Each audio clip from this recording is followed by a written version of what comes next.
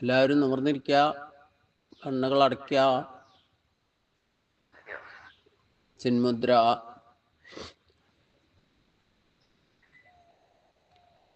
മറ്റ് ചിന്തകളൊക്കെ ഉപേക്ഷിക്കുക. ആജ്ഞാചക്രത്തിൽ ഭ്രൂമധ്യത്തിൽ മാത്രം ശ്രദ്ധിച്ചിരിക്കുക. ഒരു 5 പ്രാവശ്യം സാധാരണ പോലെ ശ്വാസം എടുത്ത് വിടുക.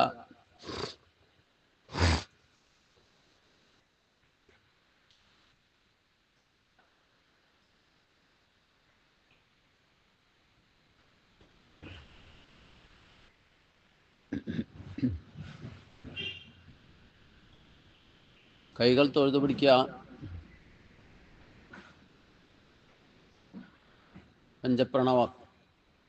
ഓം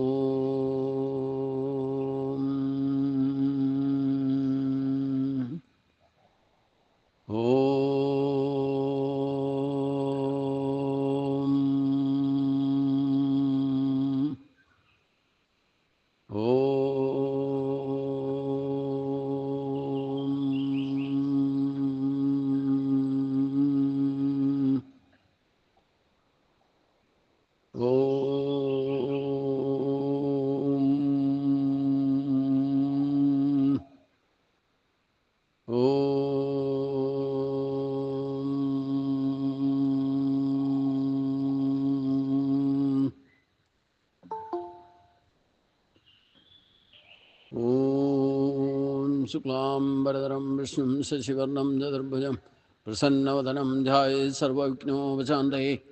ഓം സണ്ടാകാരം ഭുജഗശയനം പത്മനാഭം സുരേശം വിശ്വാധാരം ഗഗനസദൃശം മേഘവർണം ശുഭാംഗം ലക്ഷ്മീകാന്തം കമലദീനം യോഗബദ്ധ്യാനഗമ്യം വന്ദേ വിഷ്ണും ഭവൈരം സർവലോകൈകനാഥം. ഓം നമോ ഭഗവതേ വാസുദേവായ. നമോ ഭഗവതേ വാസുദേവായ. ഓം ശ്രീകൃഷ്ണായ പരബ്രഹ്മണേ നമഃ. ഓം ശാന്തി ശാന്തി ശാന്തി. കൈകൾ രണ്ടും പുറകോട്ടിട്ട തല കുമ്പിട്ട് ഗുരുപ്രണാമം. ഓം കർപ്പണ്യദോഷോപഗത സ്വഭാവകവൃക്ഷാമിത്താം ധർമ്മസമൂഢചേത യശ്രേയസ്യാ നിശ്ചിതം ബ്രൂഹിതന്മേ ശിഷ്യസ്യേഹം ശാതിമാം താം പ്രപന്നം. ഓം ശാന്തി ശാന്തി ശാന്തി. ഗുരുപ്രണാമം. ശ്വാസം എടുത്തുകൊണ്ട് നിവർന്നിരിക്കുക. കൈകൾ രണ്ടും കൂട്ടിത്തിരുമ. 3 പ്രാവശ്യം തിരുമ. 3 പ്രാവശ്യവും മുഖത്ത് കമിഴ്ത്തി വെച്ചുകൊണ്ട് ആ ചൂട് പകർന്നു നൽകുക. പിന്നെ ശിരസ്സും ശരീരവും പതുക്കെ തലോടിക്കൊണ്ട് ചിന്മുദ്രയിലേക്ക് തന്നെ മടങ്ങി വരിക. പതുക്കെ പതുക്കെ കണ്ണുകൾ തുറക്കുക. സാധാരണ പോലെ റിലാക്സ് ആയിട്ടിരിക്കുക.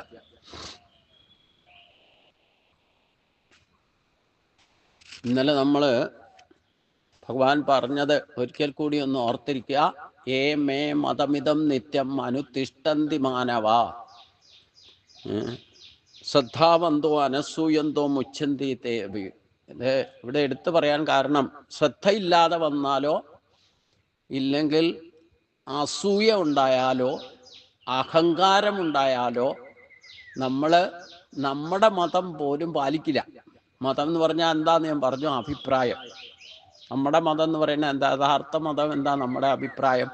ഇൻഡ്യൂഷൻ കിട്ടിയിട്ട് നമ്മുടെ ഉള്ളിൽ നിന്ന് വരുന്ന ആ ശരിക്കും ഗുണദോഷങ്ങളെ തിരിച്ചറിഞ്ഞിട്ട് മനസ്സാക്ഷി പ്രവർത്തിക്കുമ്പം കൃത്യമായിട്ട് നമുക്ക് നമ്മുടെ അഭിപ്രായം വരും.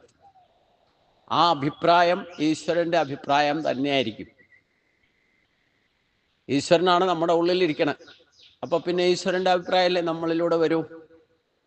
അപ്പൊ നമ്മളെ ശരിക്കും ആ ഇൻറ്റ്യൂഷൻ, അതായത് ഡെഡിക്കേറ്റഡ് ഭക്തനാണെന്ന് വെച്ച് കഴിഞ്ഞാൽ നമ്മളിൽ ഉണ്ടാകുന്ന തോന്നലുകളും നമ്മുടെ അഭിപ്രായങ്ങളും ഏത് കാര്യത്തിലും നമുക്കുണ്ടാകുന്ന അഭിപ്രായമൊക്കെ പെർഫെക്റ്റ് ആയിരിക്കും. ഗുണദോഷങ്ങൾ തിരിച്ചറിഞ്ഞുകൊണ്ടായിരിക്കും വരിക. അപ്പൊ നമ്മൾ നമ്മുടെ അഭിപ്രായത്തെ മാനിച്ചാൽ ഈശ്വരന്റെ അഭിപ്രായം മാനിക്കലാവും. ഏ മേ മതമിതം നിത്യം എന്ന് പറഞ്ഞാൽ, മേ എന്ന് പറഞ്ഞാൽ ഞാൻ, മനസ്സിലായില്ലേ? എൻ്റെ അഭിപ്രായത്തെ ആര് അനുസരിക്കുന്നുവോ അവർക്ക് ശ്രേയസ്സുണ്ടാകും. എന്നാൽ ആരാണോ അതനുസരിക്കാതിരിക്കുന്നത് അവരെങ്ങനെ പോകുന്ന പറഞ്ഞേ? വിവേകശൂന്യരായിരിക്കുന്ന അവർ നശിച്ചു പോയവരാണെന്ന് ഭഗവാന്റെ ദൃഷ്ടിയിൽ അവരില്ലേ ഇല്ല, നശിച്ചു പോകും. ഭഗവാൻ പറയുന്നത് കേൾക്കാതിരിക്കുന്നത്, അത് ഈശ്വര യമ നിയമങ്ങൾ അനുസരിച്ച് ജീവിക്കാത്തവരൊക്കെ ഈശ്വരന്റെ ദൃഷ്ടിയിൽ നശിച്ചു പോയവരാ. അപ്പൊ നമ്മൾ ആ വകുപ്പിൽപ്പെടരുത് ഒരിക്കലും. അപ്പൊ ശരിക്കും നമുക്ക് ഈശ്വരൻ നമ്മുടെ ഉള്ളിലിരിക്കണ എന്തിനാ? അഹമാത്മാ ഗൂഢാകേശ എന്ന് പറഞ്ഞിട്ട് ഭഗവാൻ രഹസ്യമായിട്ട് നമ്മുടെ ഉള്ളിലിരിക്കണ എന്തിനാ? നമുക്ക് ഗുണദോഷങ്ങളെ തിരിച്ചറിഞ്ഞുകൊണ്ട് നാശമുണ്ടാകാതിരിക്കാൻ വേണ്ടിയിട്ടാ ഭഗവാൻ നമ്മുടെ രക്ഷകനായിട്ട് അകത്തിരിക്കുന്നത്. അപ്പൊ അതിനെ നമ്മൾ അവഗണിച്ചാലോ? അപ്പൊ നമുക്ക് അസൂയ ഉണ്ടായാലോ അഹങ്കാരം ഉണ്ടായാലോ ആത്മശക്തി ഉണർന്ന് പ്രവർത്തിക്കാൻ തുടങ്ങുന്നവർക്ക് പോലും മറ വീഴും.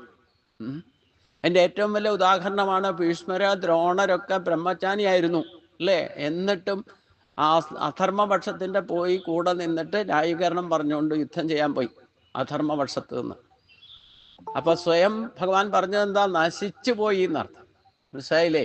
മുമ്പിൽ നിൽക്കുന്ന അർജുനോട് ഇനി വിശ്വരൂപം അറിയുമ്പോഴൊക്കെ ഭഗവാൻ പറയുന്നുണ്ട്, നീ കാണുന്നവരൊക്കെ എൻ്റെ ദൃഷ്ടിയിൽ അവരെയൊക്കെ നശിച്ചു കഴിഞ്ഞു, നീ കേവലം നിമിത്തമാണ് അവരെ കൊല്ലുക എന്ന് പറയും. അവരുടെ ഒരു ജന്മം പാഴായി. ഇവിടെ കർമ്മയോഗത്തിൽ പറഞ്ഞ കാര്യം പ്രത്യക്ഷത്തിൽ വിശ്വരൂപം കാണിച്ചു കൊടുക്കുമ്പോൾ അർജുനോട് പറഞ്ഞു കൊടുക്കുകയാണ് ഭഗവാൻ. അതുകൊണ്ട് ഈ ഈശ്വര നിയമം അനുസരിച്ച് ജീവിക്കാത്തവരൊക്കെ ഭഗവാന്റെ ഈശ്വരന്റെ ദൃഷ്ടിയിൽ തന്നെ വെറുതെ ജന്മം വ്യർത്ഥമാക്കുക. അവര് ഭഗവാന്റെ ദൃഷ്ടിയിലേ ഇല്ല, അവർ നശിച്ചു കഴിഞ്ഞു.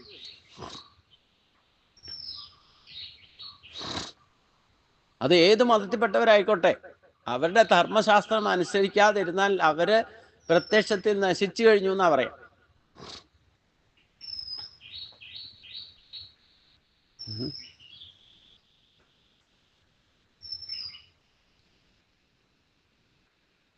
ഇന്നല്ലേ നാളെ അവരുടെ നാശം ഉറപ്പാ. പ്രത്യക്ഷത്തിൽ കുറച്ചും കൂടെ ഒക്കെ എന്തെങ്കിലുമൊക്കെ അനുഭവിക്കാൻ ബാക്കിയുണ്ടെങ്കിൽ ചിലപ്പോൾ നമ്മൾ കണ്ടുവന്നിരിക്കും അവരെ.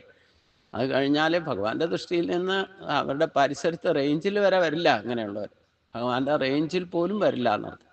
അപ്പൊ ഇവിടെ മതം എന്ന് പറഞ്ഞാൽ നമ്മുടെ അഭിപ്രായ സ്വാതന്ത്ര്യം എല്ലാവർക്കും ഉണ്ട്. പക്ഷേ ആ അഭിപ്രായം ഈശ്വരോന്മുഖമാകണം. ആ ആത്മാ അവബോധത്തോടെ ഇരിക്കുന്ന ആൾക്ക് എപ്പോഴും സ്വന്തം അഭിപ്രായം എപ്പോഴും ലോക നന്മയ്ക്കുള്ളതായിട്ട്, ഒരിക്കലും അതുകൊണ്ട് ആർക്കും നാശമുണ്ടാകും, ആർക്കും ഒരു ജീവികൾക്കും പോലും മനഃപൂർവ്വമായിട്ട് നാശമുണ്ടാകുന്ന വിധത്തിൽ ആ ആത്മാരാമനായിരിക്കുന്ന ഒരാൾക്ക്, ബ്രഹ്മനിഷ്ഠനായിരിക്കുന്ന ഒരാൾക്ക് പ്രവർത്തിക്കാനേ സാധിക്കില്ല. അവൻ ഈശ്വരന്റെ സ്വരൂപം തന്നെയാണെന്നർത്ഥം. അപ്പൊ അതുകൊണ്ട് ഇവിടെ ഭഗവാൻ പറഞ്ഞത് പ്രത്യേകം ശ്രദ്ധിക്കണം. മേ മതമിതം നിത്യം അനുതിഷ്ഠന്തി മാനവ ശ്രദ്ധാവന്തോ അനസൂയന്തോ മുച്ഛന്തേ തേപി കർമ്മഭി എന്ന് പറഞ്ഞു. അതുകൊണ്ട് ഒരു അർജുനെ മാത്രം ഉദ്ദേശിച്ചുകൊണ്ടല്ല പറഞ്ഞത്, നമ്മളെ ഓരോരുത്തരെയും ഉദ്ദേശിച്ചുകൊണ്ടാണ് ഭഗവാൻ ഈ ഇങ്ങനെ ഒരു വചനം കർമ്മയോഗത്തിൽ പറഞ്ഞിരിക്കുന്നതെന്ന് മനസ്സിലാക്കണം. അതൊരു കോമൺ ആയിട്ടുള്ള ഒരു ഉപദേശമാണ്. ഈ ലോകത്തോട് തന്നെയുള്ള ഉപദേശമാണ്. പ്രത്യേകിച്ചും വിശേഷബുദ്ധിയുള്ള മനുഷ്യരോട് എല്ലാവരോടും കൂടെയാ പറയണം. എങ്ങനെയാണ് മനുഷ്യൻ കർമ്മയോഗം അനുഷ്ഠിക്കേണ്ടത്? അത് ഭഗവാൻ പറഞ്ഞ് ഒരു നിയതമായ ഒരു വ്യവസ്ഥിതി ഭഗവാൻ കർമ്മം അനുഷ്ഠിക്കുന്നത്. ജനിച്ചാൽ മരണം വരെ അനങ്ങാതിരിക്കാൻ സാധിക്കില്ല എന്നുള്ളതൊക്കെ പ്രകൃതിയുടെ ഒരു നിയമമുണ്ട്. പക്ഷേ ആ നിയമമൊക്കെ നമ്മൾ തെറ്റിച്ചിട്ടാണല്ലോ ജീവിക്കുന്നത്. അപ്പൊ ഭഗവാന്റെ അഭിപ്രായത്തെ നമ്മൾ മാനിക്കുന്നില്ല എന്നല്ലേ അർത്ഥം. പ്രകൃതിയും പുരുഷനുമായിട്ട് യോജിച്ച് നിൽക്കണം എന്നർത്ഥം. അതില്ലാതെ വന്നാൽ ഭഗവാൻ പറഞ്ഞത് അനുസരിക്കാതിരിക്കുന്നവർക്ക് നാശം ഉറപ്പാണ്. അത് ഏത് തരത്തിലും ഡിസ്റ്റർബ് ചെയ്യും, ഡിസ്ട്രോയ് ചെയ്യും അല്ലേ? അത് ഭൂമി കുലുങ്ങിയിട്ടായിരിക്കാം, കാറ്റടിച്ചിട്ടായിരിക്കാം, അഗ്നിയിലായിരിക്കാം, ഒന്നുമില്ലെങ്കിലും തലയിൽ ബോംബ് കൊണ്ടുവന്നിട്ടിട്ടായിരിക്കാം അല്ലേ? ഈ പകരം വീട്ടിലൊക്കെ ആണല്ലോ നടക്കണത് അല്ലേ?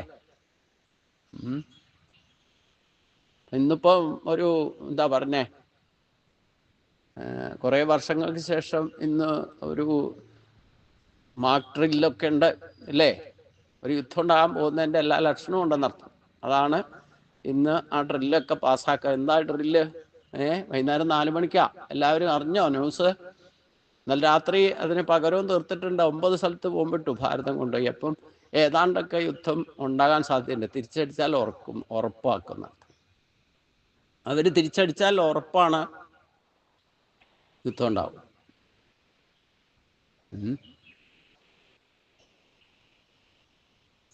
അപ്പോ അതിൻ്റെ ഒരു തയ്യാറെടുപ്പാണ്. എന്താ, രാത്രി കാലത്ത് ലൈറ്റൊന്നും ഓൺ ചെയ്ത് വെച്ചേക്കരുത്. പുറത്തുള്ള ലൈറ്റുകളൊക്കെ ഓഫ് ചെയ്തോളാ. ഇല്ലെങ്കിൽ എവിടെയാണോ ലൈറ്റ് കൂടുതൽ കാണുന്നത് അവിടെ കൊണ്ടുവന്ന് ബോംബിടും. അപ്പോ എന്തിനാ ഇത് പറയണെന്ന് വെച്ച് കഴിഞ്ഞാൽ, ഇന്ന് മനുഷ്യൻ തമ്മിലടിച്ചിട്ടാണെങ്കിലും നശിച്ചുകൊണ്ടിരിക്കുകയാണ്. ഒരാളും നിയമം പാലിക്കുന്നില്ല. ഈശ്വരൻ എല്ലാവർക്കും എല്ലാം, ഇനി മതം, ഈ ജാതി മതം ഒന്നും ഈശ്വരൻ ഉണ്ടാക്കിയതല്ല. എന്നാലും വേണ്ടില്ല, അവരവരുടെ മതഗ്രന്ഥങ്ങൾ പറയുന്നത് ധർമ്മോപദേശം എന്താണെന്ന് ആരും പാലിക്കുന്നില്ല എന്നർത്ഥം. അത് ഭാരതത്തിൽ പറയുന്ന ഗീതാ ഉപദേശമാണ് ഏറ്റവും ശ്രേഷ്ഠമായ ഉപദേശം. അതെത്ര പേരാ അനുസരിക്കുന്നത്? പകുതി പേരോട് ചോദിച്ചാൽ പഠിച്ചിട്ടില്ല എന്ന് പറയും. ഇനി പഠിച്ചിട്ടുള്ളവരനുസരിക്കുന്നുണ്ടോ? ഖുറാൻ ദിവസവും 5 നേരം നിസ്കരിക്കുന്നവരുണ്ട്. അത് എത്ര പേര് അനുസരിക്കുന്നുണ്ട്? അതിലെ ഉസ്താദന്മാരില്ലേ, ഹാജിയാരന്മാർ വരെ എന്നോട് പറഞ്ഞിട്ടുണ്ട്, ഒരൊറ്റ കാര്യത്തിനാ വെള്ളിയാഴ്ച പോയിട്ട് നിസ്കരിക്കണത്. എന്തിനാ? പേര് വിട്ടുമില്ലെങ്കിൽ. അതുകൊണ്ടാ. അത് കഴിഞ്ഞു വന്നിട്ട് ഖുറാൻ അനുസരിച്ചൊന്നുമല്ല. ഈവൻ റംസാൻ നിയമം പോലും പാലിക്കുന്നത് അങ്ങനെയല്ല. ക്രിസ്ത്യാനികള് ക്രിസ്തുവിന്റെ അഭിപ്രായമാണ് യഥാർത്ഥ ബൈബിള്, അത് ധർമ്മശാസ്ത്രമാണ്. എത്ര പേര് പാലിക്കുന്നുണ്ട്? എന്നാ പിന്നെ പള്ളിക്ക് വേണ്ടിയിട്ട് നമസ്കരിക്കാൻ വേണ്ടിയില്ലേ, കുർബാന ചൊല്ലാൻ വേണ്ടിയിട്ട് തമ്മിലടിക്കൂ? ഞാൻ ചോദിക്കണേ. യഥാർത്ഥത്തിൽ ക്രിസ്തു പറഞ്ഞ മനസ്സിലാക്കിയിട്ട് അനുസരിക്കുന്നവരുണ്ടെങ്കിൽ അതിനു വേണ്ടിയിട്ട് തമ്മിലടിക്കോ? അപ്പം ഏത് മനുഷ്യർക്ക് വേണ്ടിയിട്ടുണ്ടാക്കിയിട്ടുള്ള ഈശ്വരീയ നിയമങ്ങൾ അവരവരുടെ അഭിപ്രായം അനുസരിച്ച് വ്യത്യസ്ത ബുക്കുകളാക്കി കൊണ്ടു നടക്കുന്നുണ്ടെങ്കിലും അതിന് വേണ്ടിയിട്ട് അതിൽ പറയുന്ന ആചാരം അനുഷ്ഠിക്കുന്നുണ്ടെങ്കിലും കാട്ടിക്കൂട്ടലല്ലേ? അത് എത്രമാത്രമാണ് അനുസരിക്കുന്നത്? അത് ഏത് മനുഷ്യൻ, ഏത് ജാതി മതത്തിൽ നമ്മൾ ഉണ്ടാക്കി വെച്ചിരിക്കുന്ന മതത്തിൽപ്പെട്ടവരാണെങ്കിലും ധർമ്മശാസ്ത്രത്തെ എന്ന് പറയുന്നത് ഈശ്വര നിയമങ്ങളാണ് എല്ലാത്തിലും പറയുന്നത്. അത് പാലിക്കാതിരിക്കുന്നവരൊക്കെ നശിച്ചു പോയവരാണെന്നോ. അപ്പൊ ഏത് തരത്തിലുള്ള തലയിൽ കൊണ്ടുവന്ന് ബോംബിടുന്നതെന്ന് പറയാൻ പറ്റില്ല. അതിനെ ദുർവിനിയോഗം ചെയ്യാൻ തുടങ്ങിയാൽ എന്ത് വരും? ബൈബിളിന്റെ, ഖുറാന്റെയും ഗീതയുടെ ഒക്കെ പേരിൽ തമ്മിലടിക്കുകയും തമ്മിൽ പരസ്പരം മത്സരം ഉണ്ടാകുകയും തമ്മിൽ പക തീർക്കാനും ഒക്കെ ഉപയോഗിച്ചു കഴിഞ്ഞാൽ അത് ഭഗവാന്റെ അഭിപ്രായം അനുസരിച്ചല്ലല്ലോ ഇവരൊന്നും പ്രവർത്തിക്കുന്നത്.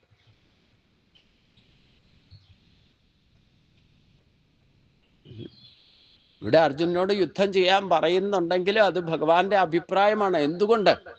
ഈ ഭഗവാൻ പറയുന്നത് ഈ അധർമ്മ പക്ഷികളെ ആരും പാലിക്കുന്നില്ല. അതുകൊണ്ട് അവര് ഭഗവാന്റെ ദൃഷ്ടിയിൽ നശിച്ചു പോയവരാണ്.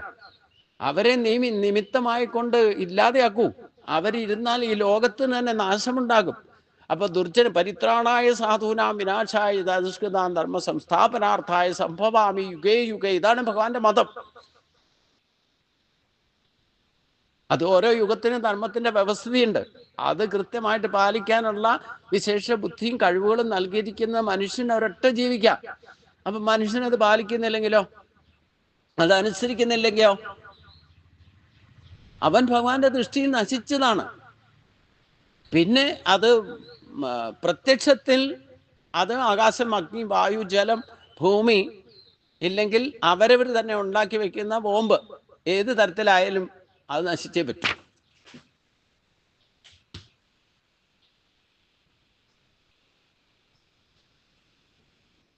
അപ്പൊ അതുകൊണ്ട്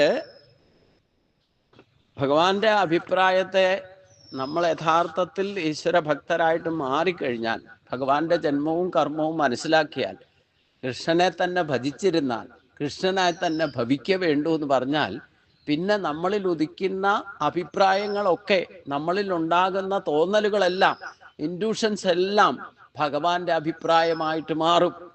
അത് നമ്മൾ അക്ഷരം പ്രതി അനുസരിക്കാൻ ബാധ്യസ്ഥരാണ്. അഥവാ അനുസരിച്ചില്ലെങ്കിൽ ഭഗവാന്റെ ദൃഷ്ടിയിൽ അവര് നശിച്ചതായിട്ട് കണക്കാക്കുന്നർത്ഥം. ഭക്തി ഇല്ലാത്തവരുടെ കാര്യം ഇവിടെ ചർച്ച ചെയ്യുന്നേ ഇല്ല. ഈ ഒരു ലെവലിൽ എത്തിയാലാണ് നമ്മൾ യഥാർത്ഥ ഡെഡിക്കേറ്റഡ് അചഞ്ചലമായ ഭക്തിയിലേക്ക് വരും.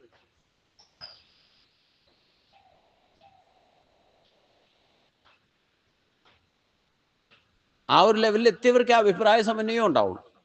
അല്ലാതെ നിങ്ങളൊരു സ്ഥാപനം നടത്താൻ വേണ്ടിയിട്ട് ഒരു കമ്മിറ്റി ഉണ്ടാക്കി 2 പേര് കൂടി അഭിപ്രായം സ്വരൂപിക്കാൻ പറ്റില്ല. പിന്നെ എങ്ങനെയാ 10 പേര് കൂടിയാ ഉണ്ടാവുക? ഞാനിവിടെ പ്രത്യക്ഷത്തിൽ കാണുന്നതല്ലേ.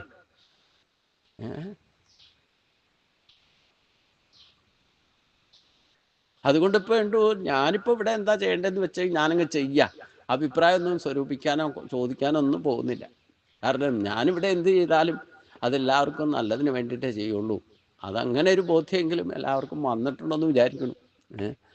അപ്പം എന്ത് ചെയ്യണമെങ്കിലും, കാരണം തുടക്കത്തിലൊക്കെ എല്ലാവരോടും ചോദിച്ചാൽ ഇവർ 10 പേര് കൂടിയിട്ട് അഭിപ്രായം വരുമ്പോഴത്തേനും ഇവിടെ വെള്ളം വന്ന് വാട്ടർ ബോംബ് വന്ന് എൻ്റെ തലയിൽ വീഴും. അതുകൊണ്ട് അത് വരാതിരിക്കാനുള്ള അറേഞ്ച്മെൻറ്റ് ഞാൻ തന്നെ ചെയ്യും. അതിന് കാശ് മുടക്കാനും വേണ്ടില്ല, ഞാൻ ചെയ്തുകൊണ്ടായിരിക്കണം. ഇപ്പോൾ ഈ ഗുരുവായൂരപ്പനെ വച്ചേക്കണ തറയിലോ നമ്മളിരുന്ന് സത്സംഗം നടത്തുക. ഇപ്പം നാരായണിയും പാരായണിയും ഉണ്ട്. അവർ വന്നിരുന്ന് ജപിച്ചാൽ അവരുടെ തലയിലൊന്നും ഒരു വാട്ടർ ബോംബും വീഴില്ല. ഒരു മഴ പെയ്താൽ ഒരു തുള്ളി വെള്ളം വീഴാത്ത വിധത്തിൽ ഞാൻ ആക്കിയെടുത്തു. അവിടെ എന്താ, നമുക്ക് അഭിപ്രായം ക്രോഡീകരിച്ചിട്ട് ഒരു കാര്യം ചെയ്യാൻ ഇന്നത്തെ കലികാലത്ത് വലിയ വിഷമമാണ്. ഒരാൾ കൂടെ ഉണ്ടെങ്കിൽ അഭിപ്രായ വ്യത്യാസമാണ്. അതും പ്രത്യേകിച്ചും ഭക്തിയുടെ ലെവൽ ഒരേ ലെവൽ അല്ലെങ്കിൽ ഒരിക്കലും അഭിപ്രായ സമന്വയം ഉണ്ടാവില്ല. നല്ല കാര്യമാണ് ചെയ്യുന്നതെന്ന് അവരോട് ഉറപ്പിച്ച് പറഞ്ഞാലും എല്ലാവരും ഭൗതിക തലത്തിലാണ് ചിന്തിക്കുക. അതിൻ്റെ ആത്മീയ അടിത്തറ എന്താണെന്ന് ചിന്തിക്കില്ല. അതുള്ളവർക്ക് സംശയമൊന്നും ഉണ്ടാവില്ല.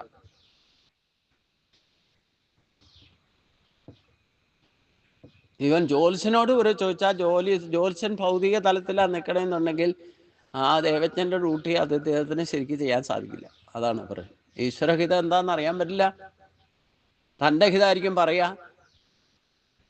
ഇങ്ങനെ ഒരുപാട് കാര്യങ്ങളുണ്ട്. അപ്പം എന്തായാലും ഇവിടെ മേ മതമിതം നിത്യം എന്ന് പറഞ്ഞു കഴിഞ്ഞാൽ നമ്മൾ കൃഷ്ണനെ ശരിക്ക് ഭജിച്ചിരുന്നാൽ നമ്മുടെ അഭിപ്രായങ്ങളൊക്കെ കൃഷ്ണന്റെ അഭിപ്രായങ്ങളായി മാറും. നമ്മുടെ ചിന്ത, വാക്ക്, പ്രവൃത്തികൾ ഒക്കെ അതേ രീതിയിലായിട്ട് മാറുമ്പോഴാണ് കൃഷ്ണൻ ഏറ്റവും സന്തോഷമാകുക.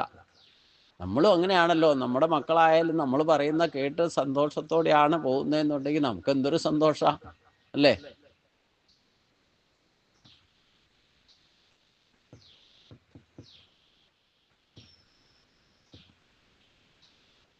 ഞാൻ എൻ്റെ എന്ന് പറയുമ്പോൾ തന്നെ ആ എൻ്റെ ഞാനെന്നുള്ളത് എല്ലാവർക്കും കോമൺ ആയിട്ടുള്ളതാ. ഇവിടെ ഭഗവാനും പറയുന്നുണ്ട്, ഞാൻ എൻ്റെ അഭിപ്രായം അല്ലേ, എൻ്റെ അഭിപ്രായത്തെ മാനിക്കുക എന്ന് പറഞ്ഞാൽ അത് വെറുതെ ഉള്ള ഒരാളുടെ അഭിപ്രായമല്ല. ഞാൻ എന്ന് പറയുന്നത് ബ്രഹ്മനിഷ്ഠയാണ്, ബ്രഹ്മമാണ്. ഞാൻ എന്നുള്ള ബോധം നിരന്തരം ത്രികാലങ്ങളിലും ഒരേപോലെ നമ്മൾ ഉപയോഗിക്കുന്ന പദമാണ് ഞാൻ. എല്ലാവരും ഉപയോഗിക്കുന്നുണ്ട്. ബ്രാഹ്മണനും ക്ഷത്രിയനും വൈശ്യനും ശൂദ്രനും എല്ലാവരും യാതൊരു ഭാവവ്യത്യാസമല്ല ഞാൻ എന്ന് ഉപയോഗിക്കുന്നുണ്ട്. ഈ ഞാനെന്ന ബോധം നമ്മളിലെ അഹംബോധമാണ്. അത് ഈശ്വരൻ തന്നെയാണ്. അത് എൻ്റെ എന്ന് പറയുമ്പം ആ ഞാനെന്ന ഭാവം യഥാർത്ഥത്തിൽ ഈശ്വരൻ്റെതായ ഭാവമായിട്ട് മാറിയാൽ പിന്നെ എൻ്റെ എന്ന് പറയുന്ന അഭിപ്രായമെല്ലാം ഈശ്വരൻ്റെ അഭിപ്രായമായിട്ട് മാറണം. അങ്ങനെ മാറണം. അപ്പോഴാണ് ഈശ്വരൻ പറയുന്ന അനുസരിക്കുന്നവനായിട്ട് നമ്മൾ മാറുള്ളൂ എന്നർത്ഥം.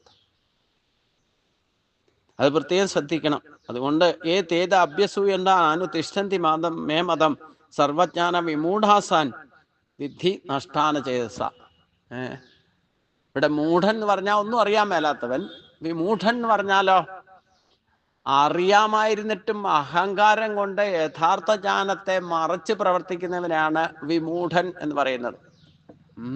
നല്ല ടീച്ചർ അത് പറഞ്ഞെങ്കിലും ഞാനത് അർത്ഥവ്യത്യാസം എന്താന്ന് ശരിക്ക് ഗഹനമായിട്ട് അത് കണ്ടുപിടിച്ചപ്പോഴാണ് അതിൻ്റെ അർത്ഥം മനസ്സിലായി. നമുക്ക് അഹങ്കാരമുണ്ടായാൽ, നമുക്കിപ്പോൾ ജ്ഞാനമുണ്ടെങ്കിലും വേണ്ടില്ല, അഹങ്കാരമുണ്ടായാൽ ഇല്ലേ അസൂയ ഉണ്ടായാൽ യഥാർത്ഥ ജ്ഞാനം മറഞ്ഞു പോവും. അപ്പോൾ വിമൂഢനാണ്. മൂഢത്വം എന്ന് പറഞ്ഞാൽ ഒന്ന് ജന്മനാൽ തന്നെ ചിലർക്ക് എന്ത് പറഞ്ഞാലും അറിയാൻ പാടില്ല, യാഥാർത്ഥ്യ ബോധം ഇല്ലാത്തവരുണ്ട്. അവർക്ക് ചില കാറ്റഗറീസ് ഉണ്ട്, എത്ര പറഞ്ഞു കൊടുത്താലും അവർ അത്യന്തയുടെ കവിതയിൽ അവർക്ക് എന്ത് ചെയ്താൽ മനസ്സിലാക്കാൻ സാധിക്കില്ല. അതാണ് തമോ ഗുണത്തിന്റെ ആധിക്യം കൊണ്ടായിരിക്കും പൂർവ്വജന്മാർജിതമായിട്ട് ഒരു സ്വഭാവം ജന്മത്തിൽ അങ്ങനെ ആയിരിക്കും. അപ്പൊ അവരെ പറഞ്ഞിട്ട് കാര്യമില്ല. അവരാണ് മൂഢാത്മാവെന്ന് പറയുന്നത്. വിമൂഢാത്മാവെന്ന് പറഞ്ഞാൽ ആ ആത്മശക്തിയെ പ്രകാശിപ്പിക്കാൻ കഴിവുണ്ടായിട്ടും അത് പ്രകാശിച്ചാൽ തന്നെ അഹങ്കാരവും അസൂയോ വികാര വിചാരങ്ങൾക്കുണ്ടായാൽ, അഹങ്കാരം, ബലം, തർപ്പം, കാമം, ക്രോധം ഇങ്ങനെയുള്ള ഏതെങ്കിലും വികാരം വന്നാൽ യഥാർത്ഥ ജ്ഞാനം മറഞ്ഞു. എന്നിട്ട് ദോഷഫലം ഉണ്ടാക്കുന്നത് എന്താണോ അത് അഹങ്കാരം കൊണ്ട് ചെയ്യും. അപ്പൊ അവന് നാശം ഉണ്ടാവും. തൽക്കാലം ചിലപ്പോൾ അതുകൊണ്ട് ഫലം സുഖം തോന്നിയെന്നൊക്കെ ഇരിക്കും. പക്ഷെ ആത്യന്തികമായിട്ട് അവന് ദുഃഖശോകമയപ്രദമായിട്ട് മാറും. അപ്പൊ അതുകൊണ്ടാണ് ഇവിടെ വിമൂഢാത്സാൻ പറഞ്ഞിരിക്കുന്നത്, വിധി നഷ്ടാന ചേതസ. അങ്ങനെ മനുഷ്യന് വിശേഷബുദ്ധി തന്നിട്ട് അത് മനസ്സിലാക്കാതെ തന്നിഷ്ടത്തിന് ജീവിക്കുന്നവരെയാണ് ഇവിടെ വിമൂഢാത്മാ എന്ന് പറയുന്നത്.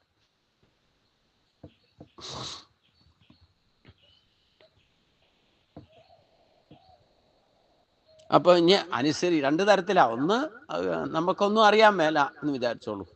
അപ്പൊ ആരെങ്കിലും പറഞ്ഞ് ശാസ്ത്രവിധി പ്രകാരമുള്ള കാര്യങ്ങൾ പറഞ്ഞു തരികയോ കാണിച്ചു തരികയോ ചെയ്യുമ്പം അതെങ്കിലും അനുസരിക്കണം. അതും കൂടെ ഇല്ലാതെ വരുമ്പോഴവരെയാണ് അത് ഒന്നും അറിയാത്തവരെ പോലെ പെരുമാറുക. അത് വിവേകശൂന്യതയാണെന്നവർ. അല്ല, കഴിവുണ്ടായിട്ടും അത് വേണ്ടവണ്ണം ഉപയോഗിക്കാതിരിക്കുന്നവർ നശിച്ചു പോയവരാണെന്നവർ. മനുഷ്യന് തന്നെ വിശേഷബുദ്ധിയോടുകൂടി അത് തന്നിരിക്കുന്നുണ്ടെങ്കിൽ അതുണ്ടായിട്ടും വേണ്ടവണ്ണം ഉപയോഗിക്കാതിരുന്നാൽ അവൻ വിമൂഢനാണ്.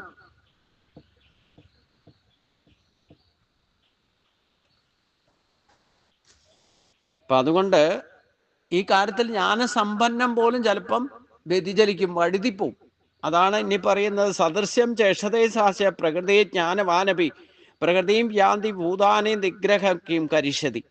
ജ്ഞാനസമ്പന്നൻ കൂടി ജന്മവാസന കൊണ്ട് ചിലപ്പം ചില വിഷയങ്ങളിൽ സ്ലിപ്പാവും, വഴുതിപ്പോവും. അപ്പൊ ജന്മം പതിക്കാൻ ഇടവരും, അതപ്പതിക്കാൻ ഇടവരുന്നു.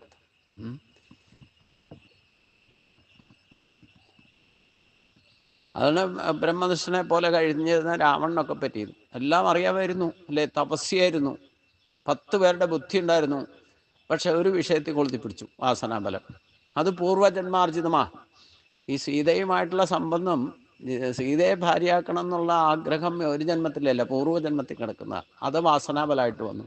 അപ്പം ബ്രഹ്മചാരി ആയിരുന്നാലും ബ്രഹ്മനിഷ്ഠനായിരുന്നാലും ചില വാസനാ വിഷയങ്ങൾ നമ്മളെ കൊളുത്തിപ്പിടിച്ചാൽ യഥാർത്ഥ പാതയിൽ നിന്ന് വ്യതിചലിക്കാനൊക്കെ ഇടവരും. ആ വിഷയം നമ്മുടെ മുമ്പിൽ വന്ന് പെട്ടാൽ ചിലപ്പം അറിയാതെ നമ്മൾ ആകർഷിക്കപ്പെടും, അതിൽ പോയി പെടും. അത് ചിലപ്പം ഇതുവരെ ചെയ്ത, എന്നാലും ആധ്യാത്മികമായിട്ട് എത്ര ഉയർത്തിട്ടുണ്ടോ അത് നഷ്ടമൊന്നുമല്ല. പക്ഷെ അവിടെ മറ വീഴും. അതാണ് ജ്ഞാനസമ്പന്നൻ പോലും വിമൂഢാത്മാവായിട്ട് മാറും, അല്ലേ? ഇപ്പം ദ്രോണരായിക്കോട്ടെ, ഭീഷ്മരായിക്കോട്ടെ, ഇങ്ങനെ വിമൂഢാത്മാവായി പോയി. അതുകൊണ്ടാണ് അധർമ്മപക്ഷത്ത് ചേർന്ന് യുദ്ധം ചെയ്യാനുണ്ടാവുന്നത്. അവരൊറ്റ വാസനാബലാണ് അവർ രണ്ടുപേരും പറഞ്ഞത്, ഉണ്ട ചോറിന് നന്ദി കാണിക്കണ്ടേന്ന്. അതൊരു വാസനാബല.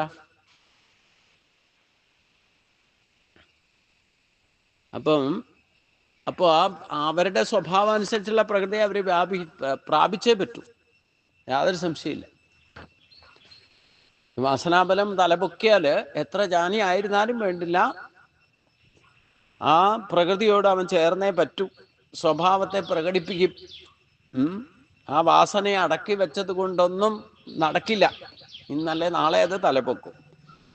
അതുകൊണ്ടാണ് ഇവിടെ ജ്ഞാനസമ്പന്നൻ, ഇല്ലേ, ജ്ഞാനാവാൻ എന്ന് പറയുന്നത് കർമ്മയോഗ തത്വം ശരിയായി ഗ്രഹിച്ചിട്ടുള്ള ആളെ ഉദ്ദേശിച്ചിട്ടാണ്.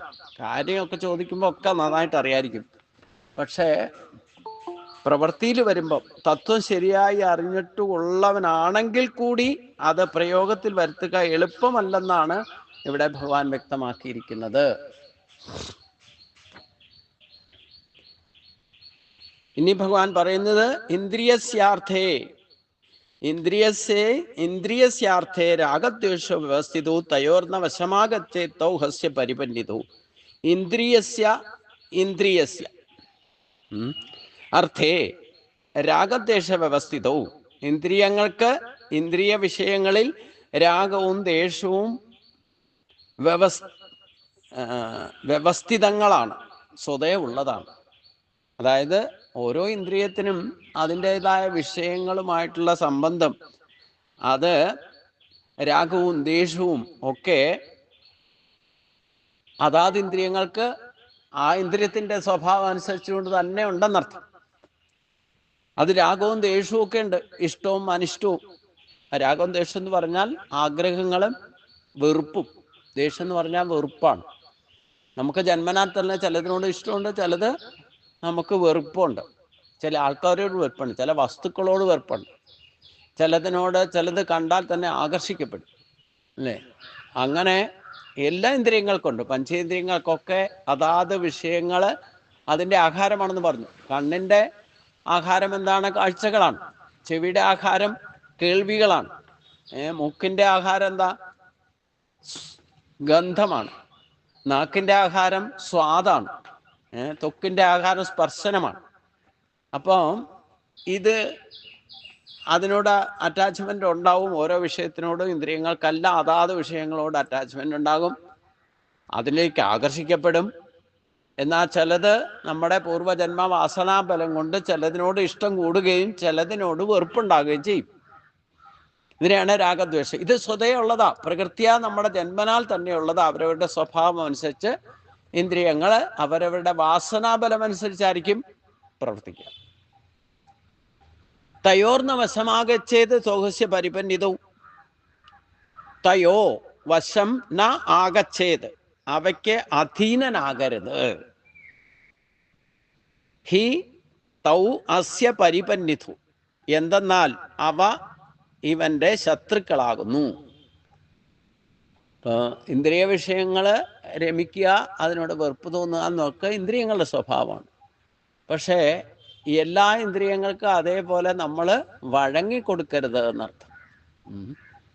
അതാണ് ഇന്ദ്രിയ നിയന്ത്രണത്തെപ്പറ്റി 2-ാം അധ്യായത്തിൽ തന്നെ സ്ഥിതപ്രജ്ഞനാകണമെങ്കിൽ ഇന്ദ്രിയങ്ങളെ നിയന്ത്രിക്കണം എന്ന് പറഞ്ഞത്, അല്ലേ? യഥാ സംഹരതേ ചായം കൂർമോങ്കാനി വ സർവസഹ ഇന്ദ്രിയാണിന്ദ്രിയാർത്ഥ്യപേദസ്യ പ്രജ്ഞാ പ്രതിഷ്ഠിത.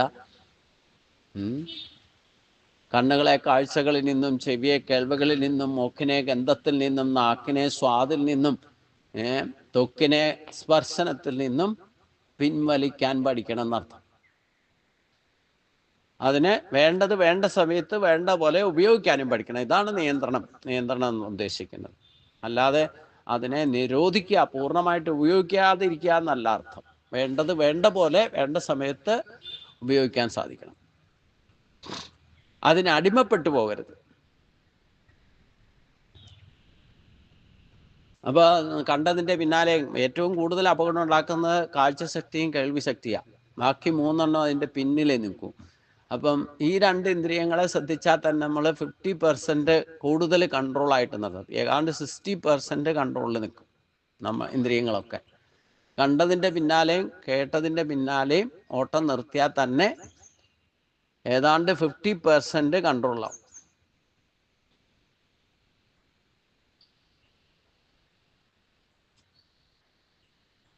അല്ലെങ്കിൽ ഈ ഇന്ദ്രിയങ്ങളെ നിങ്ങളുടെ ശത്രുക്കളായിട്ട് മാറും. രാഗദ്വേഷാദികൾക്ക് ഒരിക്കലും അധീനനാകരുത്. ആഗ്രഹം തോന്നിയാൽ പോലും അതിനോട് കൂടുതൽ അറ്റാച്ച്മെൻറ്റും മമതയും വെറുപ്പും ഒക്കെ വെച്ചാലാണ് പിന്നെ പ്രതികരിക്കാനൊക്കെ പോകും. അതാണ് പ്രശ്നം. അതുകൊണ്ട് അതിന് അധീനനാകരുത്. എന്തെന്നാൽ അവ മനുഷ്യൻ്റെ ശത്രുക്കളാണ്. അപ്പം കണ്ടതിൻ്റെയും കേട്ടതിൻ്റെയും പിന്നാലെ ഓടുന്ന സ്വഭാവം നമുക്കുണ്ടെങ്കിൽ അത് നമ്മളെ എപ്പോഴെങ്കിലും കൊടുക്കിട്ട് വലിച്ച് നശിപ്പിക്കും. അതുകൊണ്ട് ഗീതോപദേശത്തിൻ്റെ മുഖ്യ ഘടകമാണ് ഇന്ദ്രിയ നിയന്ത്രണം. ആ ഇന്ദ്രിയങ്ങളെ നിയന്ത്രിച്ച് നിർത്താൻ സാധിക്കുന്നവർക്കേ മനസ്സിനെ ഏകാഗ്രമാക്കാൻ സാധിക്കൂ. മനസ്സിനെ ഏകാഗ്രമാക്കിയാലേ ബുദ്ധി ഉറക്കൂ, സ്ഥിതപ്രജ്ഞനാകാൻ സാധിക്കൂ. ബുദ്ധിയെ ഉറപ്പിച്ചാൽ മാത്രമേ കറക്റ്റായിട്ട് നമ്മുടെ അഭിപ്രായം അനുസരിച്ചുകൊണ്ട്, എന്ന് പറഞ്ഞാൽ നമ്മുടെ ആ സ്വഭാവം അനുസരിച്ച് കൊണ്ട് ഡിസിഷൻസ് എടുക്കാൻ സാധിക്കും. ബുദ്ധി കൊണ്ട് ഡിസിഷൻ എടുക്കണം, ഒരിക്കലും മനസ്സുകൊണ്ട് തീരുമാനം എടുക്കരുത്. മനസ്സുകൊണ്ട് തീരുമാനമെടുത്താൽ അത് പ്രാക്ടിക്കൽ ആവാൻ കുറച്ച് വിഷമമായിരിക്കും. ചഞ്ചലാവസ്ഥയോടു കൂടിയാണ് ഇരിക്കുന്നതെങ്കിൽ മനസ്സിൻ്റെ തീരുമാനം നടപ്പാക്കാൻ കുറച്ച് വിഷമമാണ്. ആ മനസ്സ് എന്തിനാണ്? നമ്മളെ തീരുമാനം എടുപ്പിക്കാൻ വേണ്ടിയിട്ട് പ്രവർത്തിപ്പിക്കുന്ന ഒരു മാർഗം കാണിച്ചു തരലേ മനസ്സിനുള്ളൂ. അതാണ് കടിഞ്ഞാണെന്ന് പറയുന്നത്. ബുദ്ധിയാണ് സ്റ്റേബിലിറ്റി ഉണ്ടാകേണ്ടത്. ബുദ്ധി കൊണ്ടേ ഡിസിഷൻ എടുക്കാറുള്ളൂ. ഡിസിഷൻ എടുത്താൽ അത് പിന്നെ ത്യാഗമനസ്സോടെ നടപ്പാക്കുകയും വേണം.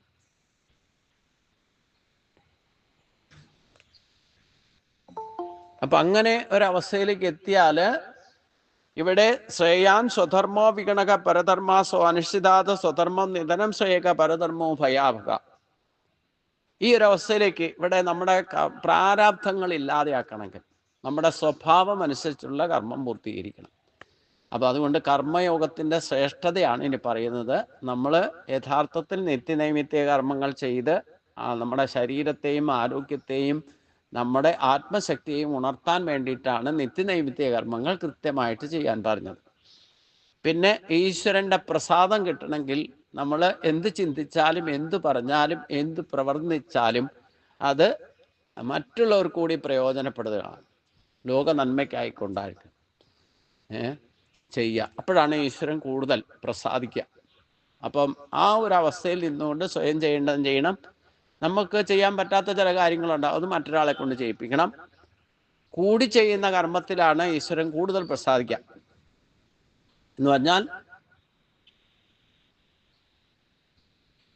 അവിടെയാണ് ശ്രേയസ് ഉണ്ടാവും. ശക്തി, ഈശ്വരൻ്റെ ശക്തി കുറെ പേര് കൂടുമ്പോഴേ ശക്തി ഇരട്ടിയാകും. എത്ര പേര് കൂടുന്നോ അത്രയും ശക്തി കൂടും. അത് ഒരേ അഭിപ്രായത്തോടു കൂടി ചേരും. അപ്പോഴാണ് യജ്ഞകർമ്മ ആകും. അതിനാണ് യജ്ഞം എന്ന് പറയാം. കൂടി ചെയ്യേണ്ട കർമ്മങ്ങളിലാണ് ഭഗവാന്റെ സാന്നിധ്യം അറിയിക്കുക. ജലം വർഷിക്കുന്നൊക്കെ പറഞ്ഞു അല്ലേ? ജലം വർഷിക്കുക എന്ന് പറഞ്ഞാൽ ഈശ്വരൻ്റെ സാന്നിധ്യം നമുക്ക് പ്രത്യക്ഷത്തിൽ അറിയിച്ചു തരുന്നതാണ് ജലം വർഷിക്കുക എന്ന് പറയുന്നത്.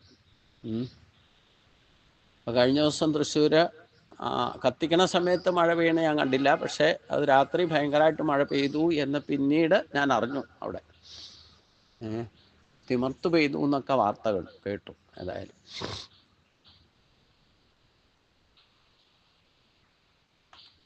അപ്പം ജലസാന്നിധ്യം ഈശ്വരൻ്റെ സാന്നിധ്യമാണെന്ന്. അപ്പോൾ നമ്മൾ ഇപ്പം ശരിക്കും ആ നിത്യനൈമിത്യ കർമ്മങ്ങൾ ചെയ്ത് ജപതപാദികളൊക്കെ ചെയ്തിരിക്കുന്ന ആൾക്ക് ഇൻഡ്യൂഷൻസ് ഈശ്വരൻ്റെ മതമായിട്ട്, ഈശ്വരൻ്റെ അഭിപ്രായങ്ങളായിട്ട് നമ്മുടെ ചിന്തയും വാക്കും ക്രോഡീകരിച്ചാൽ നമ്മുടെ സ്വധർമ്മം, അതായത് ജന്മ കർമ്മജമേ ദിവ്യം ഏവം യോപേത്തി തത്വതാ തിക്വാദേഹം പുനജന്മനേതി മാം ഏതിസു അർജുന എന്ന് പറയുന്നുണ്ടെങ്കിൽ ഭഗവാന്റെ ജന്മവും താത്വികമായിട്ട് പഠിച്ചാലാണ് നമുക്ക് ഈ പറയുന്ന നിത്യനൈമിത്യ കർമ്മത്തിലൂടെ ആ ഭഗവാന്റെ ശക്തി നമ്മളിൽ പ്രവേശിച്ച് ആ ശക്തി മറ വീഴാതെ ആ വിവേകമായിട്ട് പ്രവർത്തിക്കും. വിവേകമായിട്ട് പ്രവർത്തിക്കുമ്പം അനുഭവജ്ഞാനത്തിലേക്ക് നമ്മളെ എത്തിക്കും. അപ്പോൾ നമ്മുടെ സ്വധർമ്മം എന്താണെന്ന് തെളിഞ്ഞു വരും. അവരവരുടെ പ്രൊവിഷൻസ് എന്താണെന്ന് കൃത്യമായിട്ട് അത് ചെയ്യുന്നതാണ് നമുക്ക് കർമ്മബന്ധനം തീർക്കാൻ പറ്റും. പൂർവജന്മാർജിതമായ കർമ്മബന്ധനങ്ങൾ എന്തൊക്കെയുണ്ടെന്ന് തെളിഞ്ഞു വന്നാൽ അത് ആദ്യം തീർക്കണം. അതുകൊണ്ടാണ് ഇവിടെ ഭഗവാൻ പറയുന്നത്. ഇനി അതിലേക്കാണ് കടക്കുക. ശ്രേയാൻ സ്വധർമ്മോ വിഗുണക പരധർമാസോ അനിശ്ചിതാത് സ്വധർമ്മം നിധനം ശ്രേയക പരധർമ്മോ ഭയാപക. സോ അനുഷ്ഠിതാത് പരധർമാത്, നന്നായി അനുഷ്ഠിക്കപ്പെട്ട പരധർമ്മത്തെക്കാൾ വിഗുണ സ്വധർമ്മ ശ്രേയാൻ, ഗുണമില്ലാത്തതായാലും സ്വധർമ്മം ശ്രേയസ്കരമാണ്. സ്വധർമ്മേ നിധനം ശ്രേയക, സ്വധർമ്മത്തിൽ പ്രവർത്തിച്ചുകൊണ്ട് ഉള്ള മരണം പോലും ശ്രേയസ്കരമാണ്. പരധർമ്മോ ഭയാഭക, പരധർമ്മം ഭയത്തെ ഉണ്ടാക്കുന്നതാണ്. നന്നായി അനുഷ്ഠിക്കപ്പെട്ട പരധർമ്മത്തെക്കാൾ ഗുണം കുറഞ്ഞതാണെങ്കിലും അഥവാ ഗുണം ഇല്ലാത്തതായാൽ പോലും സ്വധർമ്മം ശ്രേഷ്ഠമാകുന്നു. സ്വധർമ്മം അനുഷ്ഠിച്ചുകൊണ്ടുള്ള മരണം പോലും ശ്രേയസ്കരമാണ്. എന്നാൽ പരധർമ്മമാകട്ടെ ഭയത്തെ ഉണ്ടാക്കും എന്ന് മാത്രമല്ല, അധോ ജന്മത്തിലേക്കും പോകും ചിലപ്പോൾ. ജന്മവാസനയും അഭിരുചിയും പഠിപ്പും പരിശീലനങ്ങളും ഒത്തുചേർന്നതാണ് ഒരാളുടെ വ്യക്തിത്വത്തിന് രൂപം നൽകുന്നത്. ആ വ്യക്തിത്വത്തെ അതായിട്ട് നിലനിർത്തുന്ന സ്ഥായിയായ ഭാവം എന്തോ അതാണ് അയാളുടെ സ്വധർമ്മം എന്ന് പറയുന്നത്. ഈ തോത് വച്ച് നോക്കുമ്പോൾ അർജുനന്റെ വ്യക്തിത്വത്തിന്റെ സ്ഥായി ഭാവം യോദ്ധാവിൻ്റെതാണ്, അഥവാ ക്ഷത്രിയൻ്റെതാണ്. സാഹസികവും വീരോചിതവുമായ ആയോധനത്തിലല്ലാതെ ആ വ്യക്തിസത്തയുടെ പൂർണ്ണ പ്രകാശനം സാധ്യമാവില്ല. അർജുനന്റെ പ്രൊവിഷൻ തന്നെ യോദ്ധാവാണ്. അപ്പൊ അർജുനൻ നേരത്തെ പറഞ്ഞതുപോലെ യുദ്ധരംഗത്ത് നിന്ന് ഒളിച്ചു പോയിട്ട് ഭിക്ഷാന്നം സന്യാസം സ്വീകരിച്ചാലോ ജീവിക്കുക, അങ്ങനെ ഭിക്ഷാന്നം എടുത്ത് ജീവിക്കുന്നത് എങ്കിൽ അർജുനെ സംബന്ധിച്ചിടത്തോളം അത് പരധർമ്മത്തെ അവലംബിക്കലാണ്. സ്വധർമ്മത്തിന് ജാതി തൊഴിലെന്ന അർത്ഥം കൽപ്പിച്ചിട്ടുള്ളവരുണ്ട്. അത് തികച്ചും സങ്കുചിതമായ വ്യാഖ്യാനമാണെന്നേ പറയണ്ടു. അപ്പൊ ബ്രാഹ്മണർ, ക്ഷത്രിയർ, വൈശ്യൻ, ശൂദ്രൻ എന്നൊക്കെ പറയുന്ന ഇത് ജാതി മതങ്ങളായിട്ട് പിന്നെ വ്യാഖ്യാനിക്കപ്പെട്ടതാ. ശരിക്കും ഇത് ജാതി മതമൊന്നും അല്ല. അവരവരുടെ കർമ്മവാസനയും ജന്മവാസനയും അനുസരിച്ച് ആണ് ബ്രാഹ്മണൻ, ക്ഷത്രിയൻ, വൈശ്യൻ എന്ന വർണ്ണത്തെ വാസനാബലവും കർമ്മബലവും അനുസരിച്ചുകൊണ്ടാണ്, സ്വധർമ്മം അനുസരിച്ചുകൊണ്ടാണ് ഇങ്ങനെ 4 കാറ്റഗറി ഭഗവാൻ സൃഷ്ടിച്ചിരിക്കുന്നത്. അത് ഇന്നത്തെ ജാതി വ്യവസ്ഥയായിട്ട്, ജാതിമത വ്യവസ്ഥയായിട്ട് യാതൊരു ബന്ധവുമില്ല. അത് മനുഷ്യൻ പിന്നീട് ഉണ്ടാക്കി തീർത്ത, ദുർവ്യാഖ്യാനം ചെയ്ത് അത് വികൃതമാക്കിയതാണ്. കാരണം എല്ലാ മനുഷ്യരിലും ബ്രാഹ്മണത്വവും ക്ഷത്രിയത്വവും വൈശ്യത്വവും ശൂദ്രത്വവും ഉണ്ട്. അതിലേതാണ് അവന്റെ പ്രൊവിഷൻ എന്ന് സ്വയം സ്വഭാവം കൊണ്ടും അവന്റെ വാസനാബലം കൊണ്ടും തിരിച്ചറിയാൻ സാധിക്കുന്ന ഭഗവാൻ പറഞ്ഞത്. അതാണ് ജന്മവാസനയും അഭിരുചിയും പഠിപ്പും പരിശീലനങ്ങളും ഒത്തുചേർന്നതാണ് ഒരാളുടെ വ്യക്തിത്വം എന്ന് പറഞ്ഞാൽ അവന്റെ സ്വഭാവം. അതനുസരിച്ചുകൊണ്ട് അവൻ പ്രവർത്തിക്കണം എന്നാ പറയണേ. നമുക്ക് ഓരോരുത്തർക്കും കിട്ടിയിരിക്കുന്ന ആ കർമ്മേന്ദ്രിയങ്ങളുടെ ആയിക്കോട്ടെ, ജ്ഞാനേന്ദ്രിയങ്ങളുടെ ആയിട്ടുള്ള എല്ലാ ശക്തികളും നമ്മുടെ പൂർവ്വജന്മവാസനാ ബലത്തെ പ്രാബല്യത്തിൽ വരുത്താൻ വേണ്ടിയിട്ടുള്ളതാണ്.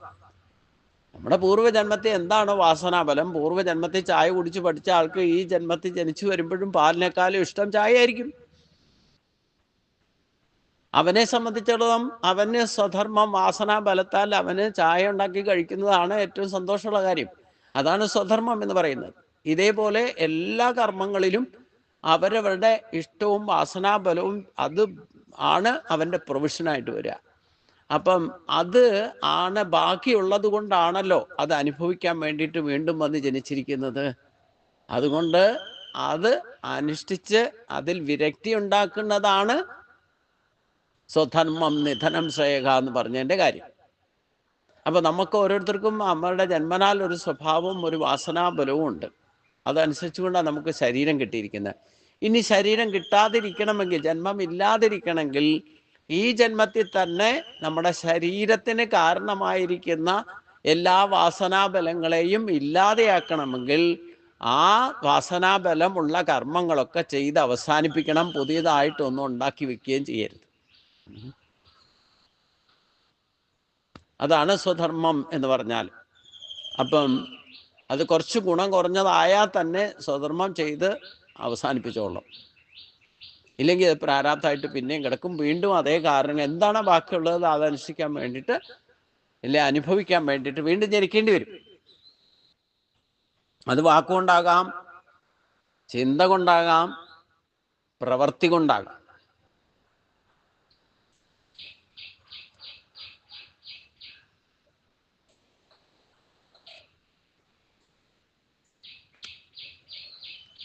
അപ്പോൾ അതുകൊണ്ട് പിന്നെ അതിലൊരു വലിയ കോൺസിക്വൻസ് ഒരിടത്തും പറയാത്ത ചില കാര്യങ്ങളുണ്ട്.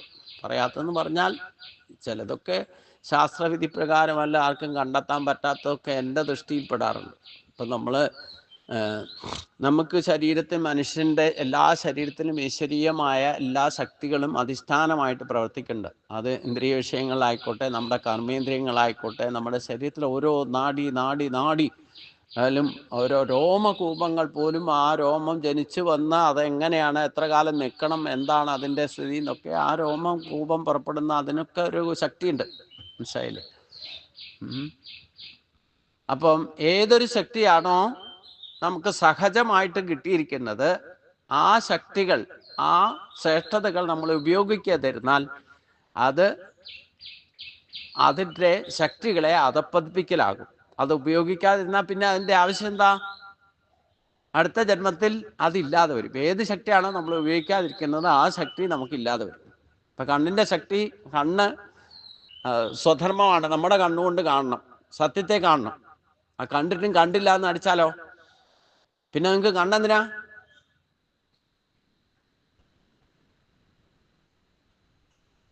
ഇങ്ങനെ ഓരോ ശക്തികളും ഈശ്വരീയമായിട്ട് ചൈതന്യവത്താക്കി ഈശ്വരന്റെ പ്രഭാവം കൊണ്ടാണ് നമുക്കതൊക്കെ ഉപയോഗിക്കാൻ സാധിക്കുന്നത്.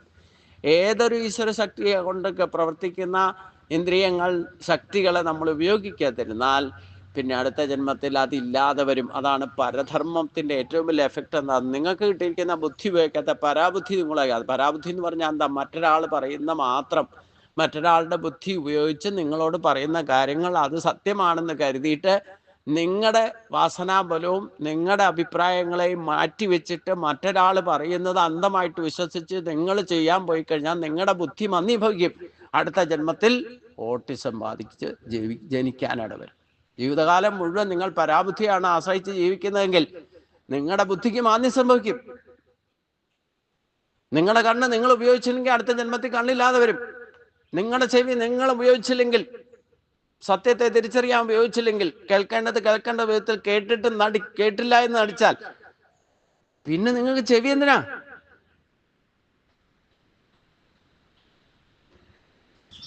ഇങ്ങനെയൊക്കെ കർമ്മത്തിന്റെ ഗതി മാറും. ഇതാ ഗഹനമാണെന്ന് പറയാൻ കാരണം, കർമ്മത്തിന്റെ ഗതി ഗഹനമാണെന്ന് ഭഗവാൻ പറയാൻ കാരണം ഇതാണ്. എല്ലാ കാര്യമൊന്നും ഈശ്വരൻ മുഴുവനായിട്ട് വെളിപ്പെടുത്തുന്നില്ല. ചിലതൊക്കെ അനുഭവിച്ചറിയണേ, ചിലതൊക്കെ. എന്നിട്ട് ഇങ്ങനെ അംഗവൈകല്യം ഉള്ളവരൊക്കെ ചിന്തിക്കുമ്പോൾ പിന്നത്തെ ജന്മത്തിൽ വരുമ്പോൾ എനിക്ക് എന്ത് പാപം ചെയ്തിട്ടാണ് ഞാനിങ്ങനെ ആയിപ്പോയെന്ന് പലരും ചിന്തിക്കാറുണ്ടല്ലോ. ചിലർക്ക് ഇൻബിറ്റ്വീനാ കണ്ണില്ലാതാകുന്നത്. ജനിക്കുമ്പോൾ ചിലപ്പോൾ കണ്ണിൻ്റെ കാഴ്ചയും ചെവിയുടെ എല്ലാം പെർഫെക്റ്റ് ആയിരിക്കും. കുറച്ച് ഇൻബിറ്റ്വീൻ എന്തെങ്കിലും കാരണം പറഞ്ഞിട്ട് കണ്ണിൻ്റെ കാഴ്ച നഷ്ടപ്പെടും. അപ്പോൾ കർമ്മത്തിൻ്റെ ആ ബന്ധനം കിടക്കുന്നത് അതനുസരിച്ചായിരിക്കും അവിടെ മാറ്റം സംഭവിക്കും.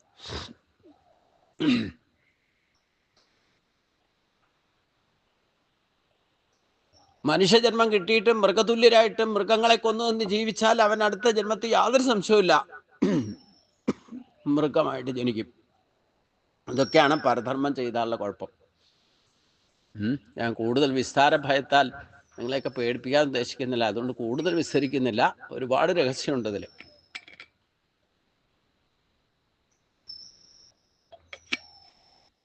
സ്ത്രീകൾക്ക് അടിമയായിട്ട് ജീവിച്ചാൽ അടുത്ത ജന്മത്തിൽ സ്ത്രീയായിട്ട് വരും. സ്ത്രീകളോട് ലിമിറ്റ് കൂടുതൽ അറ്റാച്ച്മെന്റ് വെച്ചാലും സ്ത്രീയായിട്ട് ജനിക്കാം. സ്ത്രീകളെ ലിമിറ്റ് കൂടുതൽ പീഡിപ്പിച്ചാലും പുരുഷൻ സ്ത്രീയായിട്ട് ജനിക്കും. ഇത് തിരിച്ചും സംഭവിക്കും. സ്ത്രീകൾ പുരുഷന്മാരെ കൂടുതൽ പീഡിപ്പിച്ചാൽ സ്ത്രീ പുരുഷനായിട്ട് ജനിക്കും, പുരുഷൻ സ്ത്രീയാകുകയും ചെയ്യും. ഇത് ബന്ധങ്ങളിൽ വരെ ഉണ്ടാവും. ഭാര്യ ഭർത്താവായിട്ട് ജനിക്കും, ഭർത്താവ് ഭാര്യയായിട്ട് വരിക്കും. പുരുഷൻ എന്ന് പറയുന്ന ജീവൻ ഒന്ന് തന്നെയാണ്, ശരീരം മാറും. ഇതൊക്കെ സംഭവിക്കുന്നത് എങ്ങനെയാ? സ്വധർമ്മം വിട്ടിട്ട് പരധർമ്മം ചെയ്യുമ്പോൾ.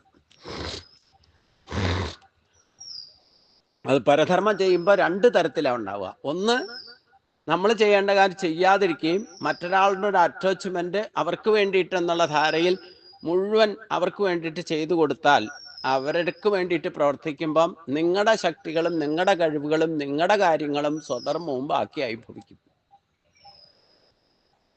ബാക്കി വന്നാൽ പിന്നെയും ജനിക്കുമല്ലോ.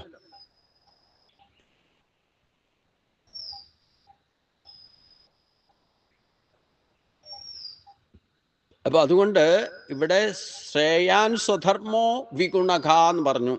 പരധർമ്മ ഗുണം കുറഞ്ഞതാണെങ്കിലും വേണ്ടില്ല, സ്വധർമ്മം കണ്ടെത്തിയാൽ പിന്നെ ആ സ്വധർമ്മേ ചെയ്യാവുള്ളൂ. ഇപ്പൊ ഗീതയിൽ യാതൊരു ദാക്ഷിണ്യം ഇല്ലാതെ ഭഗവാൻ പറയണേ സ്വധർമ്മം നിധനം ശ്രേയകാന്ന്. സ്വധർമ്മം നിധനം ശ്രേയക പരധർമ്മോ ഭയാപക. ഇത് വായിക്കുമ്പോൾ എനിക്ക് തോന്നിയിട്ടുണ്ട് ഞാനപ്പോൾ പരധർമ്മം ചെയ്യാൻ പോയില്ലേ. കാരണം ബ്രാഹ്മണനായിട്ട് ജനിച്ചു, ബ്രാഹ്മണന്റെ ജന്മവാസനയും കർമ്മവാസനയൊക്കെ ഉണ്ടായിട്ടും ക്ഷത്രിയന്റെ ജോലി ചെയ്യാൻ പോയി. അത് കഴിഞ്ഞ് അവിടുന്ന് വന്നിട്ടോ പിന്നെ വൈശ്യന്റെ ജോലി ചെയ്യാൻ പോയി. പോസ്റ്റ് ഓഫീസിലെ ജോലിയൊക്കെ വാണിജ്യം, ബിസിനസ് എന്നൊക്കെ പറയുന്നത്, പോസ്റ്റ് ഓഫീസ് ജോലിയൊക്കെ വൈശ്യന്റെ ജോലിയാണ്, വൈശ്യകർമ്മമാണ്. പട്ടാളത്തിലെ ജോലി അത് ക്ഷത്രിയന്റെ ജോലിയാണ്. അപ്പോൾ പരധർമ്മം ചെയ്യേണ്ടി വന്നില്ല. അപ്പം ഇതിനൊരു ഈ കണ്ണിങ് ആണ് ഗീതയിൽ ഭഗവാൻ പറയുന്നത്. പക്ഷെ ഇതിനൊരു സൊല്യൂഷൻ പറയുന്നുണ്ട് ഭാഗവതത്തിൽ, ഉദ്ധവോപദേശത്തിൽ ഇങ്ങനെ കണ്ണിച്ച് തന്നെ പറയും ഭഗവാൻ. അപ്പോൾ ഉത്തമൻ ചോദിക്കുന്നുണ്ട്, എങ്ങനെ ഇപ്പോൾ ഈ സ്വധർമ്മം തന്നെ ചെയ്യാൻ പറ്റാത്തൊരവസ്ഥ വന്നു കഴിഞ്ഞാൽ എന്ത് ചെയ്യും? അങ്ങനെ ഇപ്പോൾ ചിലപ്പം നമ്മൾ നമ്മുടെ ജീവിതത്തിൻ്റെ ഗതി കൊണ്ട് ചിലപ്പം ചെയ്യാൻ പറ്റാതെ വന്നാൽ അതിനിപ്പോൾ എന്താ ഒരു സൊല്യൂഷൻ? അപ്പോൾ ഭഗവാൻ അതിലാണ് പറയുന്നത്, ഒരു സൊല്യൂഷൻ പറയുന്നുണ്ട്. എങ്ങാനും ജീവിതത്തിൽ പ്രതിസന്ധി ഘട്ടം വന്നു കഴിഞ്ഞാൽ ജീവിക്കാൻ നമുക്ക് മുമ്പോട്ട് പോകാൻ ബുദ്ധിമുട്ടായിട്ട് വരികയാണ്. സ്വധർമ്മം ചെയ്തുകൊണ്ട് നിങ്ങൾക്ക് ഒരു കാരണവശാലും ഒരു നേരത്തെ ഭക്ഷണം പോലും കഴിക്കാൻ പറ്റാത്തൊരവസ്ഥയുണ്ടായാൽ, പ്രതിസന്ധി ഘട്ടം വന്നാൽ നോട്ട് ചെയ്യേണ്ട പോയിന്റാണ്, അപ്പോൾ പരധർമ്മം ചെയ്യാന്ന് പറഞ്ഞു. പക്ഷേ എപ്പോൾ പ്രതിസന്ധി ഘട്ടം തരണം ചെയ്യുന്നോ അപ്പൊ തിരിച്ച് സ്വധർമ്മത്തിലേക്ക് വരണം എന്നും പറഞ്ഞു. ഇത് എന്നെ സംബന്ധിച്ചിടത്തോളം വലിയൊരു സൊല്യൂഷനായിരുന്നു. എനിക്ക് അപ്പോഴാണ് ഒരു സമാധാനം ഉണ്ടായത്. കാരണം എന്താ, നമുക്ക് ജീവിതത്തിൽ പ്രതിസന്ധി ഘട്ടം വന്നപ്പോഴാണ് മിലിറ്ററിയിലൊക്കെ പോകേണ്ടി വന്നത്. അതൊക്കെ പിന്നെ അത് കഴിഞ്ഞ് കുറച്ചു കാലം വൈശ്യകർമ്മം, അതും വയറ്റിപ്പഴപ്പാണെന്ന് പറയാമല്ലോ. അന്ന് ഈ ഇൻഡ്യൂഷൻസ് ഒന്നും കിട്ടിയിട്ടില്ല, ഗീതയിട്ട് പറയാനും തുടങ്ങിയിട്ടില്ല. ഇതൊന്നും അറിയാതെയാണെങ്കിലും ആദ്യം കുറച്ചു കാലം ബ്രാഹ്മണന്റെ കർമ്മം ചെയ്തു. അതും കൊണ്ട് ജീവിതം മുന്നോട്ട് പോകില്ല എന്ന് കണ്ടു കഴിഞ്ഞപ്പോൾ ഡിഫൻസിൽ പോയി. അത് കഴിഞ്ഞിട്ട് അതും കൊണ്ടും പൂർത്തിയായില്ല, ഇനി കുറച്ചു കാലം കൂടെ പ്രതിസന്ധിയാണെന്ന് മനസ്സിലായപ്പോൾ വൈശ്യന്റെ കർമ്മം ചെയ്തു. അപ്പോൾ പോസ്റ്റ് ഓഫീസിൽ കുറച്ചു കാലം ജോലി ചെയ്തു. എപ്പോൾ പ്രതിസന്ധി ഘട്ടം വന്നോ, തരണം ചെയ്തു എന്ന് ഉറപ്പായോ, അപ്പം അത് വിട്ടു. ആലയിട്ട് വീട്ടിൽ കൊണ്ട് വിടാനൊന്നും ഇടവരുത്തിയില്ല. അതിന് മുമ്പ് തന്നെ നമ്മൾ പിരിഞ്ഞു പോന്നു. ഇതാണ് ശരിക്കും സൊല്യൂഷൻ. ഇപ്പം സ്വധർമ്മത്തിലേക്ക് തിരിച്ചു വന്നു. ഒരു ബ്രാഹ്മണൻ ചെയ്യേണ്ട കർമ്മം എന്താണെന്ന് ഗീതയിൽ ഭഗവാൻ പറയുന്നുണ്ട്. ഞാനിപ്പം 100% 22 വർഷമായിട്ട് 10 വർഷം ജോലിയിൽ ഇരുന്നുകൊണ്ടും ചെയ്തു. ബാക്കിയുള്ള സമയം ഇപ്പം 100%ഉം ഒരു ബ്രാഹ്മണൻ ചെയ്യേണ്ട കാര്യങ്ങൾ തന്നെ, എൻ്റെ ജന്മവാസനാബലം അനുസരിച്ചുള്ള സ്വധർമ്മം തന്നെയാണ് ഇപ്പം ചെയ്യുന്നത്. ഇതിൽ യാതൊരു സംശയവുമില്ല. അതിനാരെ ആശ്രയിക്കേണ്ട ആവശ്യമില്ല. നമുക്ക് ഭഗവാന്റെ അനുഗ്രഹം കൊണ്ട് പൂർവ്വജന്മത്തിലുണ്ടായിരുന്ന ആ സ്വധർമ്മം ജന്മവാസന കിട്ടി. അത് ചെയ്ത് തീർത്താൽ ശ്രേയസ്സാണ്. ഇപ്പം ശ്രേയസ്സേ ഉണ്ടാവൂ. ശ്രേയസ് എന്ന് പറഞ്ഞാൽ എന്താ, ഇനി പോയിട്ട് ജനിച്ചു വരണം എന്നുണ്ടെങ്കിൽ ഇതേ ക്വാളിറ്റിയിൽ വരും. കാരണം ബാക്കി കർമ്മബന്ധനം ഒക്കെ തീർത്തു, വാസനാബലങ്ങൾ മുഴുവൻ തീർത്തു. ഇനി ഒന്നിലും അറ്റാച്ച്ഡ് അല്ല. ഒരു വാസനാബലം, ഞാനാവാൻ പോലും വാസനാബലത്താൽ ചിലപ്പോൾ പോയി അതപ്പതിക്കെന്ന് പറഞ്ഞിട്ടുണ്ട്. ഇതുവരെയുള്ള സ്റ്റാൻഡ് വെച്ചിട്ട് ഇനി അങ്ങനെ ഒരു അധപ്പതനത്തിലേക്ക് പോകാൻ പാകത്തിന് ഒരു വിഷയവും വാസനാബലം എന്നിൽ കിടക്കുന്നില്ല. ആകെയുള്ളൊരു വാസനാബലം ഈ ഗീത പറയുക എന്നുള്ളത് മാത്രമേ. അത് രാത്രിയും പകലും പറഞ്ഞാലും എനിക്ക് മടുക്കൊന്നുമില്ല.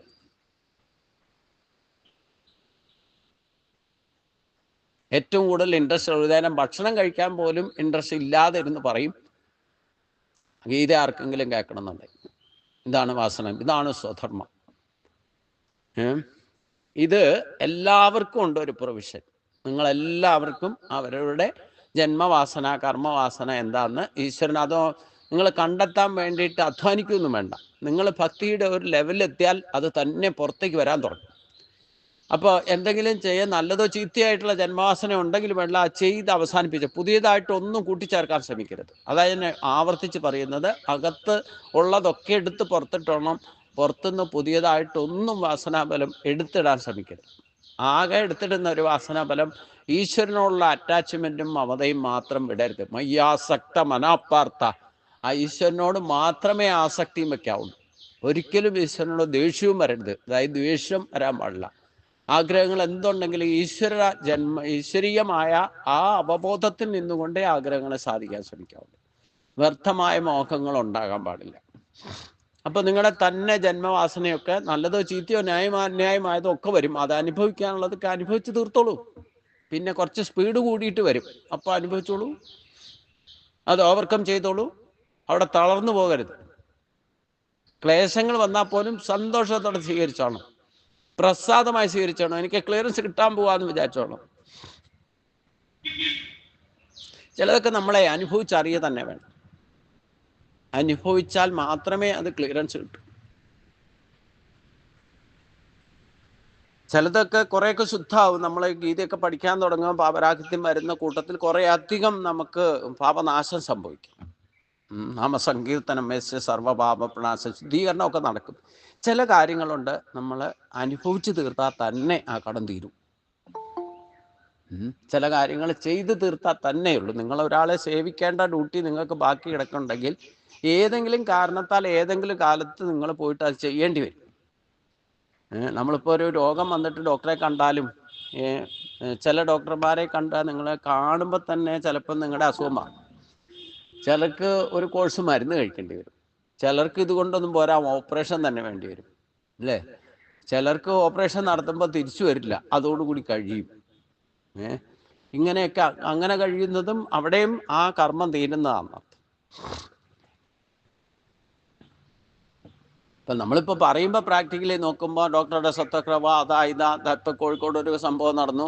കാലിലായിരുന്നു ഓപ്പറേഷൻ നടത്തേണ്ടത്, റാഡ് ഉണ്ടായിരുന്നു. എന്നിട്ട് കൈ ഓപ്പറേറ്റ് ചെയ്തിട്ട് കയ്യിന് റാഡിട്ടു. ഇത് പറയുമ്പം ഡോക്ടറുടെ അസത്വക്കുറവാണ്, നോക്കാഞ്ഞിട്ടാന്നൊക്കെ പറയും. പക്ഷേ ഈ വ്യക്തി അനുഭവിക്കാനുള്ളത് അനുഭവിക്കണം, അതാണ്. ഇതൊക്കെ നമുക്ക് ഭൗതിക തലത്തിൽ ചിന്തിച്ചാൽ ലോജിക്കൊന്നും കാണില്ല. ലോജിക്ക് യുക്തി പറയാനും പറ്റില്ല. ധാരണ മുമ്പ് പറഞ്ഞാൽ ചിലപ്പോൾ നമുക്ക് തല്ലു കിട്ടും, മനസ്സിലായില്ലേ? പക്ഷേ ഇതിൻ്റെ ഫലം അനുഭവിക്കുന്ന ആരാ? ഇപ്പം ഡോക്ടറുടെ അശ്രദ്ധയോ എന്ത് കാരണം പറഞ്ഞാലും ഫലം അനുഭവിക്കുന്നത് ആരാ? ഈ രോഗിയല്ലേ. ആ വ്യക്തിക്ക് അങ്ങനെ അനുഭവിക്കാൻ യോഗം ഉണ്ടെങ്കിൽ അത് അനുഭവിച്ചേ പറ്റൂ, എന്ത് കാരണം പറഞ്ഞാലും. ഇനി ആ ഡോക്ടറെ പിടിച്ച് ശിക്ഷിച്ചാലോ സസ്പെൻഡ് ചെയ്താലോ ജോലിയിൽ നിന്ന് പിരിച്ചു വിട്ടാലോ ഈ രോഗി അനുഭവിക്കേണ്ടതിന് മാറ്റം വരുത്താൻ പറ്റുമോ? ഇനി കാല് ശരിയാക്കാൻ രണ്ടാമത് ഓപ്പറേഷൻ ചെയ്യണം. കാലും കൈയും തിരിച്ചറിയാൻ മേലാത്ത ഡോക്ടറാ. ഓപ്പറേറ്റ് ചെയ്യുമ്പോൾ കാലാണോ കൈയാണോ ഓപ്പറേറ്റ് ചെയ്യണമെന്ന് അറിയില്ല. എക്സ്റേയും കാര്യങ്ങളും ഒക്കെ കംപ്ലീറ്റ് ഡോക്യുമെൻ്ററി അന്വേഷണമൊക്കെ നടത്തിയിട്ടല്ലേ ഇവരിതൊക്കെ തീരുമാനിക്കണേ. അങ്ങനെ നമുക്ക് ഒരുപാട് കാര്യങ്ങൾ ഇങ്ങനെ ന്യായാന്യായങ്ങളെ തിരിച്ചെത്താൻ സാധിക്കും. പക്ഷെ ഇതിൻ്റെയൊക്കെ പരിണിത ഫലം ആരാ അനുഭവിക്കണേ? ഈ രോഗിയല്ലേ.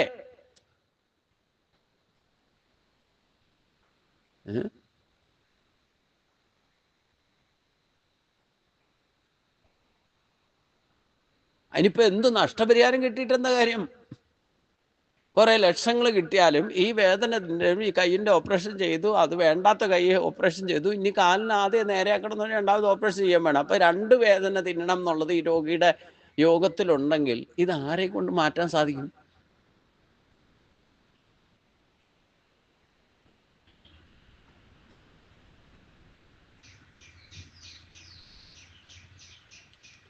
അപ്പം അതുകൊണ്ട് നമ്മൾ അവരവരുടെ സ്വധർമ്മം എന്താണെന്ന് കണ്ടെത്തി കഴിഞ്ഞാൽ അത് ചെയ്യുന്നതായിരിക്കും, അത് ചെയ്ത് തീർക്കുന്നതായിരിക്കും ഈശ്വരിലേക്ക് എത്താനുള്ള വഴി എന്നുകൂടെ മനസ്സിലാക്കണം. പരധർമ്മം ഒരിക്കലും ചെയ്യാൻ പോകരുത്. പരധർമ്മം ചെയ്താൽ നിങ്ങളുടെ കർമ്മം ബാക്കിയാകുകയും ചെയ്യും, നിങ്ങൾക്ക് വാസനാബലം ചിലപ്പോൾ പുതിയതായിട്ടുണ്ടാവുകയും ചെയ്യും. അതാണ് ഏറ്റവും വലിയ കുഴപ്പം. നിങ്ങളുടെ സ്വധർമ്മമൊക്കെ ബാക്കി കിടക്കുകയും ചെയ്യും. നിങ്ങൾ മറ്റാരെങ്കിലും പറഞ്ഞിട്ട് വേറെ ആർക്കെങ്കിലും വേണ്ടിയിട്ട് എന്തെങ്കിലും ചെയ്യാൻ തുടങ്ങിയാൽ പിന്നെ നിങ്ങൾ ആ വാസനാബലത്തിൽ പെടും, നിങ്ങളുടെ സ്വധർമ്മം ബാക്കിയാവുകയും ചെയ്യും. പിന്നെ ഒരു പുതിയ കേസും കൂടെ ഉണ്ടാക്കുന്ന അർത്ഥം. അതുകൊണ്ട് ആ പരധർമ്മം ചെയ്യരുതെന്ന് ഭഗവാൻ പറഞ്ഞു. അത് ഭയത്തെ ഉണ്ടാക്കുന്ന പറഞ്ഞാൽ എന്താ? ഇങ്ങനെ ഒരു പുതിയ ബന്ധനം കൂടെ ഉണ്ടാകുന്ന ഭയപ്പെടേണ്ട കാര്യമായിട്ട് മാറും, അല്ലേ? ഈ പലരും ലഹരി പദാർത്ഥം ഉപയോഗിക്കാൻ പഠിക്കണതൊക്കെ ഇങ്ങനെയാണ്. മറ്റാരെങ്കിലും കാണിച്ചു തരുന്ന വഴിയിലൂടെ നടന്ന് അവസാനം ആ കുട്ടി ഉപയോഗിച്ചിട്ടുണ്ടെങ്കിൽ ആ കുട്ടിക്ക് ഇതില്ലാതെ ജീവിക്കാൻ പറ്റാത്തൊരവസ്ഥ വന്നു കഴിഞ്ഞാൽ അവൻ ചെയ്യേണ്ട കാര്യങ്ങളൊക്കെ ബാക്കി അവൻ ചെയ്യും. ഇതിന് അഡിക്റ്റായിട്ട് പിന്നെ ജീവിതം വ്യർത്ഥമായി പോകുക. അതുകൊണ്ടാണ് പരധർമ്മം ഭയാവഹ എന്ന് പറഞ്ഞിരിക്കുന്നത്. ജന്മനാൽ ആരും കുടിയന്മാരായിട്ടോ കള്ളന്മാരായിട്ടോ ഒന്നും അല്ല ജനിക്കുക. പിന്നെ വാസനാബലത്താലാണ് അവൻ എന്താകണോ അതിലേക്ക് പോകുന്നത് എന്നർത്ഥം. അപ്പം അതുകൊണ്ട് ഇങ്ങനെ ഇത്രയൊക്കെ പറഞ്ഞു കഴിഞ്ഞപ്പോൾ കർമ്മത്തിൻ്റെ ശ്രേഷ്ഠതയെപ്പറ്റി പറയാനുള്ളതൊക്കെ പറഞ്ഞു കഴിഞ്ഞപ്പം അർജുനൊരു സംശയം. അതാണ് ഇനി നമ്മൾ കാണുന്നത്. അർജുന ഉവാച അതകേന പ്രയുക്തോയം പാപം ചരതി പുരുഷ അനിച്ഛന്നപി വാർഷയ ബലാദിവ നിയോജിത. നമ്മൾ ഈ സ്വധർമ്മത്തിൽ നിന്നൊക്കെ വ്യതിചലിച്ചു പോകാൻ ചിലപ്പോൾ ഇടയാകും. അത് കൃത്യമായിട്ട് അർജുനൻ ആ ചോദ്യം ചോദിക്കുകയാണ്. നമ്മൾ സ്വധർമ്മത്തിലാണ് ശ്രദ്ധ വച്ചാലും വേണ്ടില്ല, ചില കർമ്മത്തിലേക്ക് പോയി പെടും. അതെങ്ങനെയാണ്? അതകേന പ്രയുക്തോയം പാപം ചരതി പുരുഷ അനിച്ഛിന്നപി വാർഷ്ണേയ ബലാധിപ നിയോജിത. അർജുനൻ ചോദിച്ചു, വാർഷണേയ, ഹേ വൃഷ്ണിവംശജനായ കൃഷ്ണ, അഥ അയം പുരുഷ, എന്നാൽ ഈ പുരുഷൻ അഥവാ ഈ മനുഷ്യൻ, അനിച്ഛൻ അഭി, ഇച്ഛിക്കാതിരുന്നിട്ട് കൂടി, കേന പ്രയുക്ത, ആരാൽ പ്രേരിതനായിട്ട്, കേന പ്രയുക്ത, ആരാൽ പ്രേരിതനായിട്ട്, ബലാദ് നിയോജിത ഇവ, ബലാത്കാരമായിട്ട് നിയോഗിക്കപ്പെട്ടവനെ പോലെ പാപം ചരതി, പാപം ചെയ്യുന്നു. ഹേ വൃഷ്ണിവംശജനായിരിക്കുന്ന കൃഷ്ണ, എന്നാൽ മനുഷ്യൻ ഇച്ഛിക്കാതിരുന്നിട്ട് കൂടി ആരാൽ പ്രേരിതനായിട്ടാണ് ബലാത്കാരമായിട്ട് നിയോഗിക്കപ്പെട്ടവനെ പോലെ പാപം ചെയ്യുന്നത്?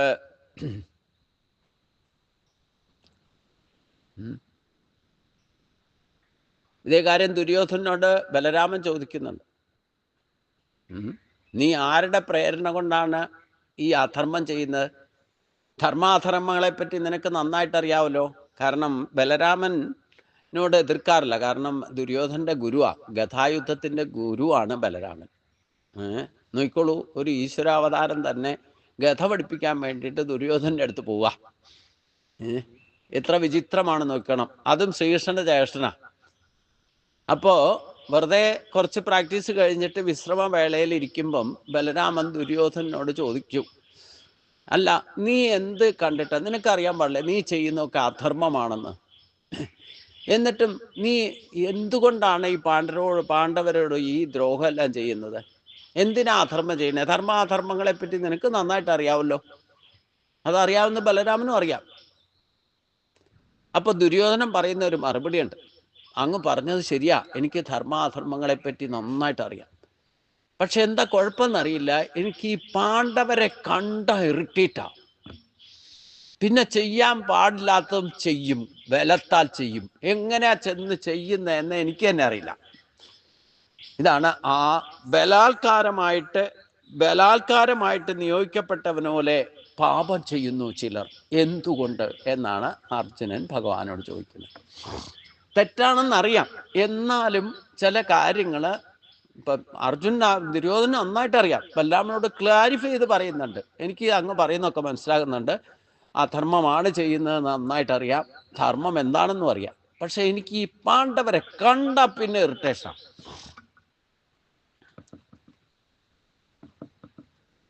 ഇതാണ് ജന്മവാസന എന്ന് പറയുന്നത്. പൂർവ്വജന്മ ശത്രുക്കളായിരുന്നവര് ഈ ജന്മത്തിലും എന്ത് ന്യായീകരണം പറഞ്ഞാലും അവരോട് ശത്രുഭാവത്തിലേ പെരുമാറാൻ സാധിക്കൂ. നമുക്ക് തന്നെ നമ്മൾ ചിന്തിച്ചറിയാം, ചില ആൾക്കാരോട് എത്ര അടുക്കാൻ ശ്രമിച്ചാലും അടുക്കാൻ പറ്റില്ല. അവരെത്ര നമ്മുടെ അടുത്തേക്ക് അടുക്കാൻ ശ്രമിച്ചാലും അവരെ കണ്ട ഇറിറ്റേഷൻ ഉണ്ടാവും.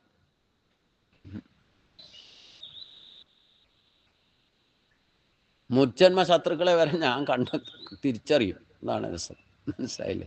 പിന്നെ അവരോട് അടുക്കാൻ ആ പരിസരത്ത് പോവില്ല. മനസ്സിലായി കഴിഞ്ഞാൽ പിന്നെ ആ പരിസരത്ത് പോകരുത്.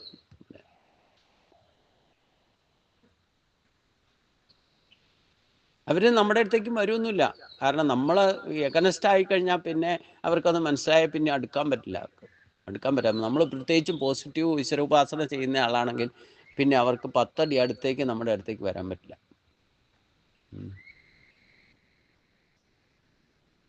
അത്ര എനർജി ലെവല് നമ്മൾ കീപ്പപ്പ് ചെയ്യണം എന്നർത്ഥം.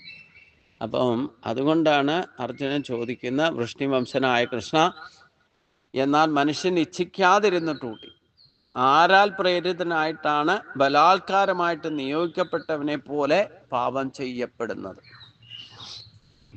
ഇങ്ങനെ നമുക്ക് ചുറ്റുവട്ടം നോക്കിയാൽ ഒരുപാട് കാര്യങ്ങൾ നമുക്ക് കാണാം. നമുക്ക് ഒറ്റ ദിവസത്തെ പേപ്പർ വായിച്ചാൽ മതി, ഇങ്ങനെ ബലാത്കാരമായിട്ടൊക്കെ തെറ്റായ കർമ്മങ്ങൾ ചെയ്യുന്നവരെ, പാപം ചെയ്യുന്നവരെയൊക്കെ നമുക്ക് തിരിച്ചറിയാൻ സാധിക്കും. ഇത് എല്ലാ കാലത്തും നടക്കും. ഏത് യുഗ വ്യത്യാസമൊന്നുമില്ല. മനുഷ്യൻ്റെ സ്വഭാവം ഏത് കാലത്തായാലും, ദേവന്മാരുടെയും മനുഷ്യൻ്റെയും ഒക്കെ സ്വഭാവം ഏത് യുഗത്തിലാണെങ്കിലും ഒരേപോലെ. മനസ്സിൻ്റെ ഗതിയും ആത്മാവിൻ്റെ സ്ഥിതിയൊക്കെ ഒരേപോലെയാണ്. യുഗാന്തരങ്ങൾ സംഭവിക്കുമ്പോൾ അത് വ്യവസ്ഥിതിക്കാണ്, ധർമ്മത്തിൻ്റെ വ്യവസ്ഥിതിക്കാണ് ഏറ്റക്കുറച്ചിലുണ്ടാകുക. പക്ഷേ മനുഷ്യൻ്റെ സ്വഭാവം നോക്കിക്കഴിഞ്ഞാൽ നിങ്ങൾ ത്രേതായുഗത്തിലുള്ളവരെയും സത്യയുഗത്തിലുണ്ടായിരുന്നവരും ഇന്ന് നോക്കിയാൽ ഈ 3-4 യുഗങ്ങളിലെയും പറ്റി ചർച്ച മഹാഭാരതം മുഴുവൻ വായിച്ചാൽ നിങ്ങൾക്ക് മനസ്സിലാവും. മനുഷ്യൻ്റെ സ്വഭാവത്തിന് അന്നും ഇന്നും എന്നും ഒരു മാറ്റവും. കാരണം അവിടെ ടോട്ടലി പ്രവർത്തിക്കുന്ന ഈശ്വരീയ ശക്തികൾ തന്നെയാണ് എല്ലാത്തിലും. മായാരൂപത്തിൽ നമ്മുടെ സ്വഭാവം എന്ന് പറഞ്ഞാൽ പ്രകൃതിയുടെ സ്വഭാവമാണ്. പ്രകൃതിക്ക് മാറ്റം ഉണ്ടാകുന്നതനുസരിച്ച് നമ്മുടെ സ്വഭാവത്തിനും മാറ്റം ഉണ്ടായി. എന്നാലും ചില ബേസിക് തിയറീസ് മാറ്റാൻ പറ്റില്ല. അത് ലോകത്തിൻ്റെ നിലനിൽപ്പിന് സഖയജ്ഞ ഭാവന പോലെ തന്നെ ഈശ്വരൻ്റെതായ ചില ഗുണങ്ങൾ നമ്മൾ അറിയാതെ തന്നെ നമ്മൾ ചേർന്നിട്ടുണ്ടെന്നർത്ഥം. അത് നിരീശ്വരവാദിയിലും ഉണ്ട്, യുക്തിവാദിയിലും ഉണ്ട്, ഭക്തിവാദിയിലും ഉണ്ട്. ജന്മം കിട്ടിയവർക്കെല്ലാം സ്ത്രീ പുരുഷ ഭേദമന്യേ മറ്റ് ജീവജാലങ്ങൾക്കും എല്ലാം ദൈവീയ സമ്പത്തിൻ്റെ ഒരു 50% ആക്ടിവേഷൻ ഉണ്ടെന്നർത്ഥം. അത് വിട്ടിട്ട് ജീവിക്കാൻ സാധ്യമല്ല. പിന്നെ എങ്ങനെ?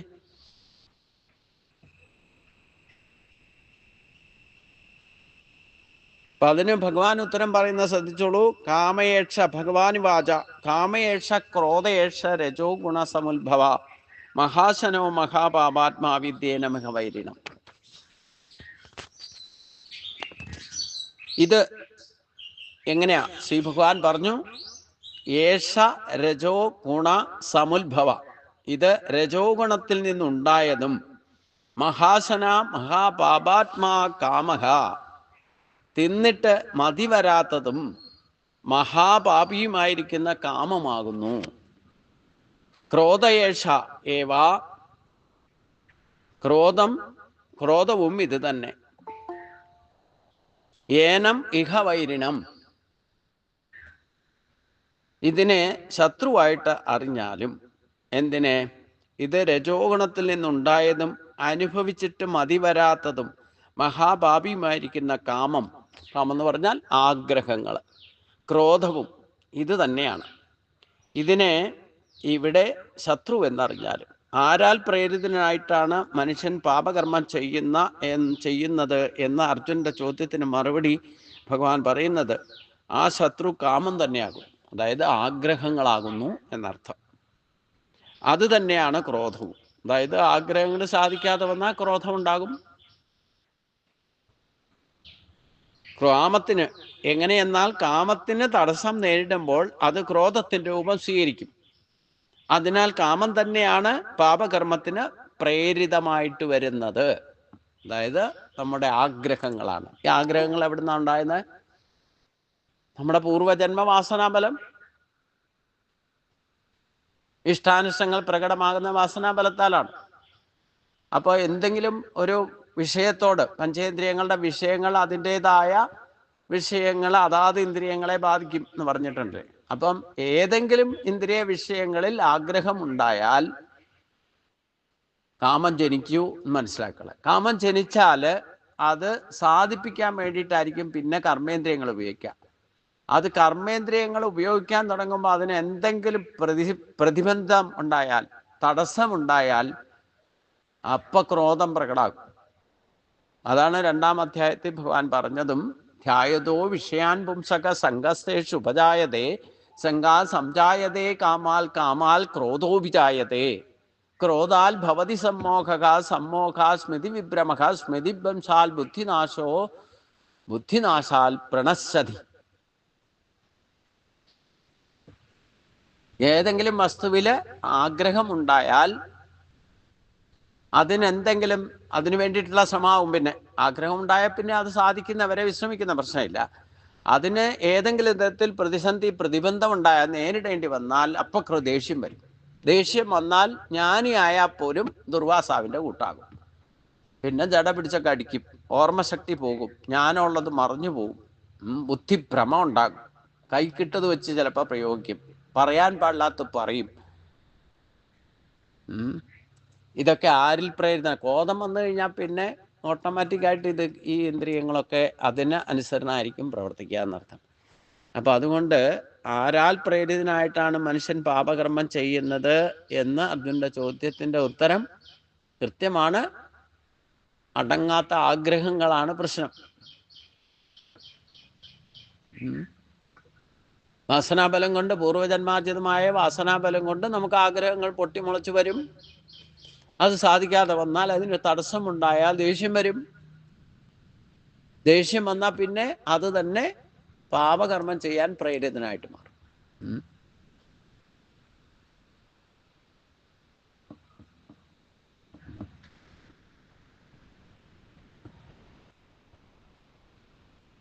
നമുക്കെല്ലാം ഉണ്ടാവുമല്ലോ, അവരവരുടെ സ്വഭാവം അനുസരിച്ച് ചില വിഷയങ്ങൾ. ഇപ്പം എനിക്ക് ഇഷ്ടമുള്ള വിഷയം മറ്റൊരാൾക്ക് ഇഷ്ടമായിക്കൊള്ളുന്നില്ല. പക്ഷെ എല്ലാവർക്കും അവരവരുടെ ആ ഇഷ്ടങ്ങൾ സാധിപ്പിക്കാൻ ഇച്ഛാശക്തിയെ ഉണർത്താൽ പിന്നെ അത് ക്രിയാശക്തിയിലേക്ക് എത്തിക്കാനുള്ള പ്രേരണയാവും ഉണ്ടാകുക. അതിനെന്തെങ്കിലും പ്രതിസന്ധി ഉണ്ടായാലോ അപ്പോൾ ഓട്ടോമാറ്റിക്കായിട്ട് ദേഷ്യം വരും. ദേഷ്യം വന്നാൽ പിന്നെ എന്ത് ക്രൂരതയും ചെയ്യാൻ മടിക്കില്ല. ബലാത്കാരമായിട്ട് അതിലേക്ക് വലിച്ചുകൊണ്ട് പോകും.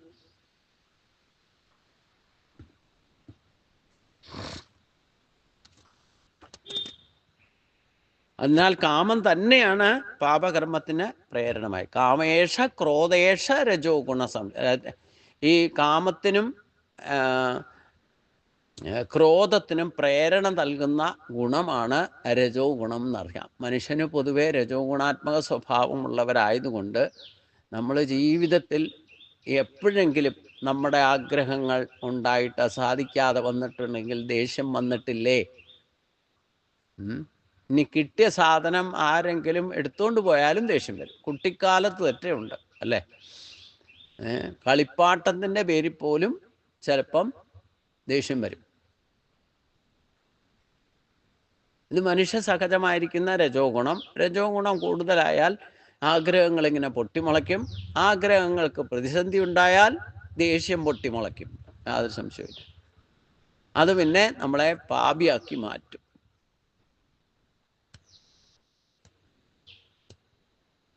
എത്ര പുണ്യകർമ്മം ചെയ്ത ആളാണെങ്കിലും വേണ്ടില്ല, ദുർവാസാവും എന്നർത്ഥം അല്ലേ? ദുർവാസാവ് തോറ്റുപോയത് ഒരൊറ്റ ആളുടെ അടുത്തുള്ളൂ. ബാക്കി എല്ലായിടത്തും അദ്ദേഹത്തിൻ്റെ ദേഷ്യം വിജയിച്ചു. ഉദ്ദേശിച്ച കാര്യമൊക്കെ സാധിച്ചിട്ടുണ്ട് അല്ലേ? ശപിക്കേണ്ടവരെ ശപിച്ചിട്ടുണ്ട്, ശാപം കൊടുക്കേണ്ടവരെ കൊടുത്തിട്ടുണ്ട്. ഈവൻ ഇന്ദ്രന് പോലും കിട്ടിയതിൻ്റെ ഫലം. പക്ഷെ അംബരീഷൻ്റെ അടുത്ത് മാത്രമേ കളി നടന്നില്ല. ചേട്ട പിടിച്ച് അടിച്ചിട്ടും ഓടേണ്ടി വന്നു പേടിച്ച്. ഇതാണ് ഭക്തിയുടെ ശ്രേഷ്ഠത. അനന്യഭക്തി, ഏകാന്ത ഭക്തിയുടെ. ഭഗവാൻ പറഞ്ഞതെന്താ?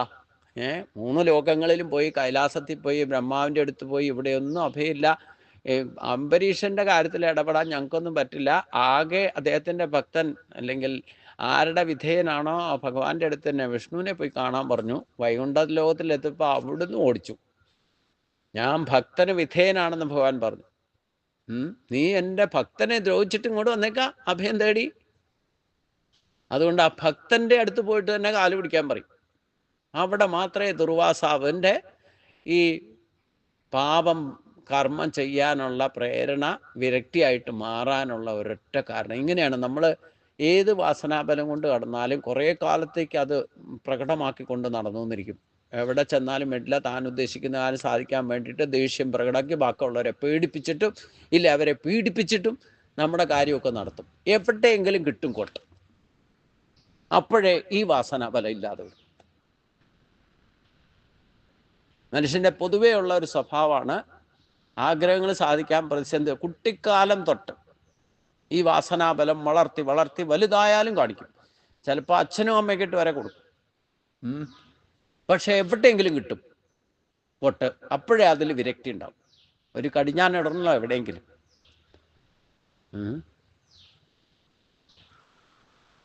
ചിലപ്പോൾ അത് കടിഞ്ഞാനിടാൻ ഈ ജന്മത്തിൽ സാധിച്ചില്ല, പിന്നെ അടുത്ത ജന്മത്തിൽ ഇതിൻ്റെ ബാക്കി തന്നെ ചെയ്തുകൊണ്ടിരിക്കും. പിന്നെ എന്നുവരെ ഈ അനുഭവത്തിൽ നിന്നല്ലാതെ വിരക്തി ഉണ്ടാകില്ല. നമ്മൾ ചെയ്യുന്ന തെറ്റാണെന്ന് സ്വയം ബോധ്യപ്പെട്ടാൽ തന്നെ ഏറ്റവും വലിയ പ്രായശ്ചിത്തമായി. പിന്നെ നമുക്ക് ഉള്ള ഏറ്റവും കുഴപ്പം എന്താണെന്ന് ചോദിച്ചു കഴിഞ്ഞാൽ, നമ്മളെന്ത് തെറ്റ് ചെയ്താൽ പോലും അവിടെ ദാർഷ്ട്യം കാണിക്കും. ഞാൻ ചെയ്താൽ ശരി. ദുര്യോധനൊക്കെ ഏറ്റവും വലിയ കുഴപ്പം അതായിരുന്നു. ഇങ്ങനെ ബലരാമനോടൊക്കെ പറഞ്ഞെങ്കിലും വേണ്ടില്ല, പ്രവൃത്തിയിൽ വരുമ്പം ഈ എന്താ പറഞ്ഞേ, ദോഷകൃത്യങ്ങൾ ചെയ്യാൻ വേണ്ടിയിട്ട് അവനവൻ്റെ ദോഷത്തെ പോലും കാണാതെ മറ്റുള്ളവരെ ദ്രോഹിക്കാൻ ഉള്ള പ്രേരണയോടുകൂടി എപ്പോഴും പാപകർമ്മത്തിൽ ഘോരമായ പാപകർമ്മങ്ങൾ ചെയ്യാൻ ഒരു മടിയില്ലാതിരുന്നവർ. തുടക്കിട്ട് അടി കിട്ടുന്നവരെ ദുര്യോധനന്റെ ദാർഷ്ട്യത്തിന് യാതൊരു കുറവുമില്ലായിരുന്നു.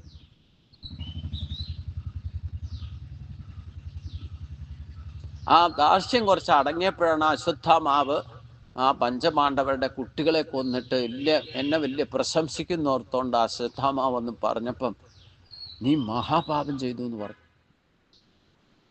ചെയ്യാൻ പാടില്ലായിരുന്നു, ഇതൊരിക്കലും ചെയ്യാൻ പാടില്ലായിരുന്നു. അത് ആ ബോധം എപ്പോഴുണ്ടായത്? കിട്ടേണ്ടത് കിട്ടിക്കഴിഞ്ഞു.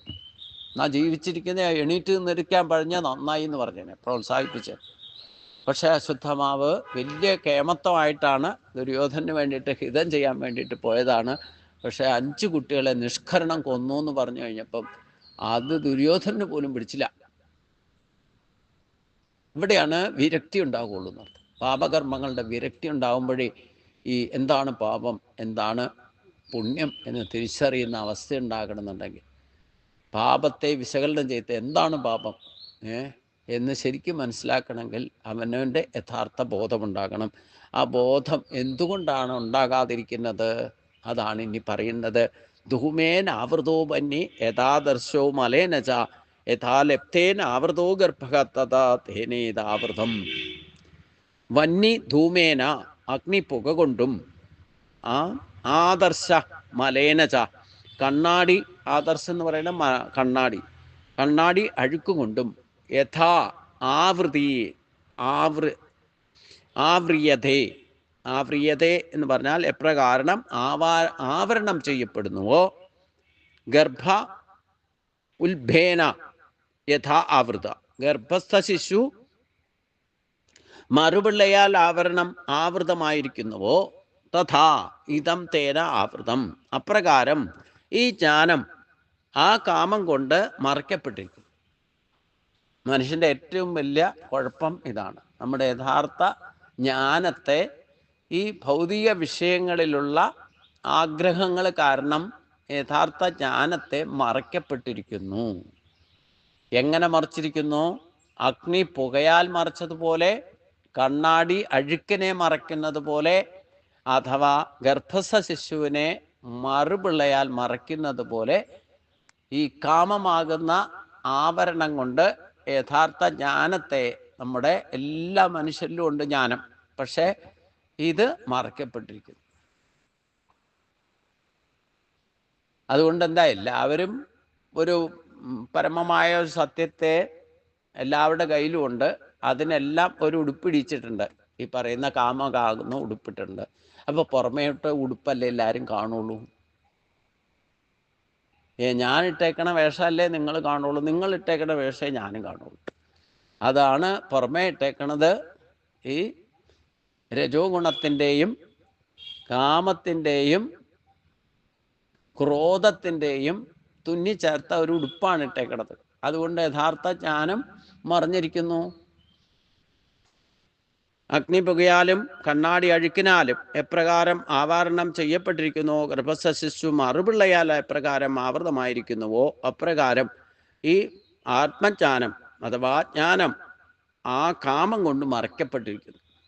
സാത്വികം, രാജസം, താമസം എന്നീ 3 തരം ആവരണങ്ങളെയാണ് 3 വ്യത്യസ്ത ദൃഷ്ടാന്തങ്ങളിലൂടെ സൂചിപ്പിക്കുന്നത്. അതായത് അഗ്നി പുകയാൽ മറയ്ക്കപ്പെടുന്നു, കണ്ണാടി അഴുക്കിനാൽ മറയ്ക്കപ്പെടുന്നു, ഇനി ഗർഭസ്ഥ ശിശു മറുപിള്ളയാൽ മറയ്ക്കപ്പെടുന്നു. സത്വരജ തമോ ഗുണങ്ങളുടെ 3 കവചമുണ്ട് നമ്മുടെ ആത്മജ്ഞാനത്തെ മറച്ചിട്ട് എന്നർത്ഥം. ഇതേ സങ്കല്പം തന്നെയാണ് ഒരു ക്ഷേത്രത്തിൽ മതിൽക്ക് പുറത്ത് തമോ ഗുണം, മതിൽ ഭേദിച്ച് അകത്തു പോയാൽ രജോ ഗുണാത്മകമാണ് നാലമ്പലം. നാലമ്പലം ക്രോസ് ചെയ്ത് അകത്തു പോയാൽ സത്വഗുണാത്മകമായിരിക്കുന്ന ഗർഭസ്ഥ ശിശു എപ്രകാരമാണ് മറുപിള്ളയാൽ മറയ്ക്കപ്പെട്ടവരെയാണ് ഈശ്വരശക്തിയെ ശ്രീകോവിലിൽ മറയ്ക്കപ്പെട്ടിരിക്കുന്നത്. അപ്പം മതിൽ തമോ ഗുണാത്മകം, നാലമ്പലം രജോ ഗുണാത്മകം, ശ്രീകോവില് സത്വഗുണാത്മകം, അകത്തിരിക്കുന്ന ഭഗവാൻ ഗുണാതീതൻ. അതാണ് ജ്ഞാനം. 3 കവചത്താൽ മറയ്ക്കപ്പെട്ടിരിക്കുന്ന ആ പരമാത്മാജ്ഞാനം തന്നെയാണ് ആത്മജ്ഞാനം. ആത്മജ്ഞാനം തന്നെയാണ് പരമാത്മാജ്ഞാനം. അത് തന്നെയാണ് ഈശ്വരീയ ജ്ഞാനം. അങ്ങനെ 3 കവചങ്ങളാൽ മറയ്ക്കപ്പെട്ടിരിക്കുന്നു. ആവൃതം ജ്ഞാനമേതേന ജ്ഞാനിനോ നിത്യവൈരിണ കാമരൂപേണ കൗന്ദേയ ദുഷ്പുരേണ അനലേന ച. കൗന്ദേയ, ഹേ അർജുന, ജ്ഞാനിന നിത്യവൈരിണ, ജ്ഞാനിക്ക് നിത്യശത്രുവും, ദുഷ്പുരേണ നിറയ്ക്കാൻ ആവാത്തതും, അനഖേന ച അഗ്നി പോലുള്ളതും, അനലേന, അനഖേന എന്നല്ല, അനലേന ച. അനല് എന്ന് പറഞ്ഞാൽ അഗ്നിക്കാണ് അനൽ എന്ന് പറയുന്നത്. അഗ്നി പോലെയുള്ളതും, കാമരൂപേണ കാമരൂപമായിരിക്കുന്ന ഏതേന ജ്ഞാനം ആവൃതം, ഇതിനെ കൊണ്ട് ജ്ഞാനം, വിവേകം മൂടപ്പെട്ടിരിക്കുന്നു. അല്ലയോ അർജുന, ജ്ഞാനിക്ക് നിത്യശത്രുവായിരിക്കുന്നതും തൃപ്തിപ്പെടുത്താനാവാത്തതും അഗ്നി പോലെയുള്ളതും കാമരൂപമായിരിക്കുന്ന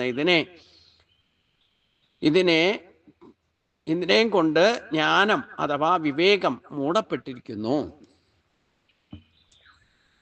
നമ്മുടെയൊക്കെ ആത്മജ്ഞാനം മറയ്ക്കപ്പെട്ടിരിക്കുന്നത് ഈ 3 തരം കവചം കൊണ്ടാണ്.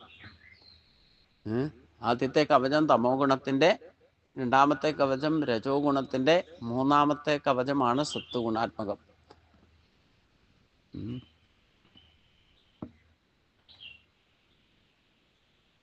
നമ്മൾ ഭക്തി കൊണ്ട്, ഇല്ല യോഗസാധനകൾ കൊണ്ട്, ജപതപാദികൾ കൊണ്ട് ഈ 3 കവചത്തെ ഭേദിച്ചാൽ മാത്രമേ നമ്മുടെ ജന്മരഹസ്യം പോലും പുറത്ത് വരയുള്ളൂ. നമുക്കുണ്ടൊരു ജന്മരഹസ്യം. നമ്മൾ എന്തുകൊണ്ടാണ്, എന്ത് കാരണത്താലാണ്, ഏതാഗ്രഹം തീർക്കാനാണ് വീണ്ടും ജനിച്ചിരിക്കുന്നത് എന്നൊക്കെ അറിയണമെന്നുണ്ടെങ്കിൽ ഈ 3 കവചം ഭേദിച്ചിട്ട് പുറമേ ഉള്ളത് മാത്രമല്ല എന്നർത്ഥം. ഈ വാസനാബലം യഥാർത്ഥത്തിൽ കർമ്മപൂർത്തീകരണത്തിന് ആത്മബോധത്തോടുകൂടി ജന്മവാസനകളെ ഇല്ലാതാക്കണം. അതിന് അവരവരുടെ ജന്മവാസന, അതുകൊണ്ടാണ് സ്വധർമ്മം തന്നെ ചെയ്യണമെന്ന് പറയുന്നത്. സ്വഭാവം അനുസരിച്ച് ജീവിക്കണം. അങ്ങനെയാണ് നമ്മൾ ജീവിക്കുന്നത്. പക്ഷേ അതിൽ കുഴപ്പം എന്താണെന്ന് ചോദിച്ചു കഴിഞ്ഞാൽ, അവരവരുടെ സ്വഭാവം അനുസരിച്ചുള്ള ഇഷ്ടാനങ്ങൾ സാധിക്കാൻ വേണ്ടിയിട്ട് എന്ത് ചെയ്യുന്ന ഒരു സ്വഭാവം പ്രേരണമാണ്. ക്രൂരമായ കർമ്മങ്ങൾ, വാക്കുകൊണ്ടോ ചിന്ത കൊണ്ടോ വാക്കുകൊണ്ടോ പ്രവൃത്തി കൊണ്ടോ ഒക്കെ ക്രൂരകർമ്മങ്ങൾ ചെയ്ത് അത് പാപമായിട്ട് തീരും, വീണ്ടും ബന്ധനത്തിലാവും. യഥാർത്ഥ ജ്ഞാനം ലഭിച്ചാലോ, നമ്മുടെ ഇച്ഛാശക്തിയെ ഉണർത്തുക,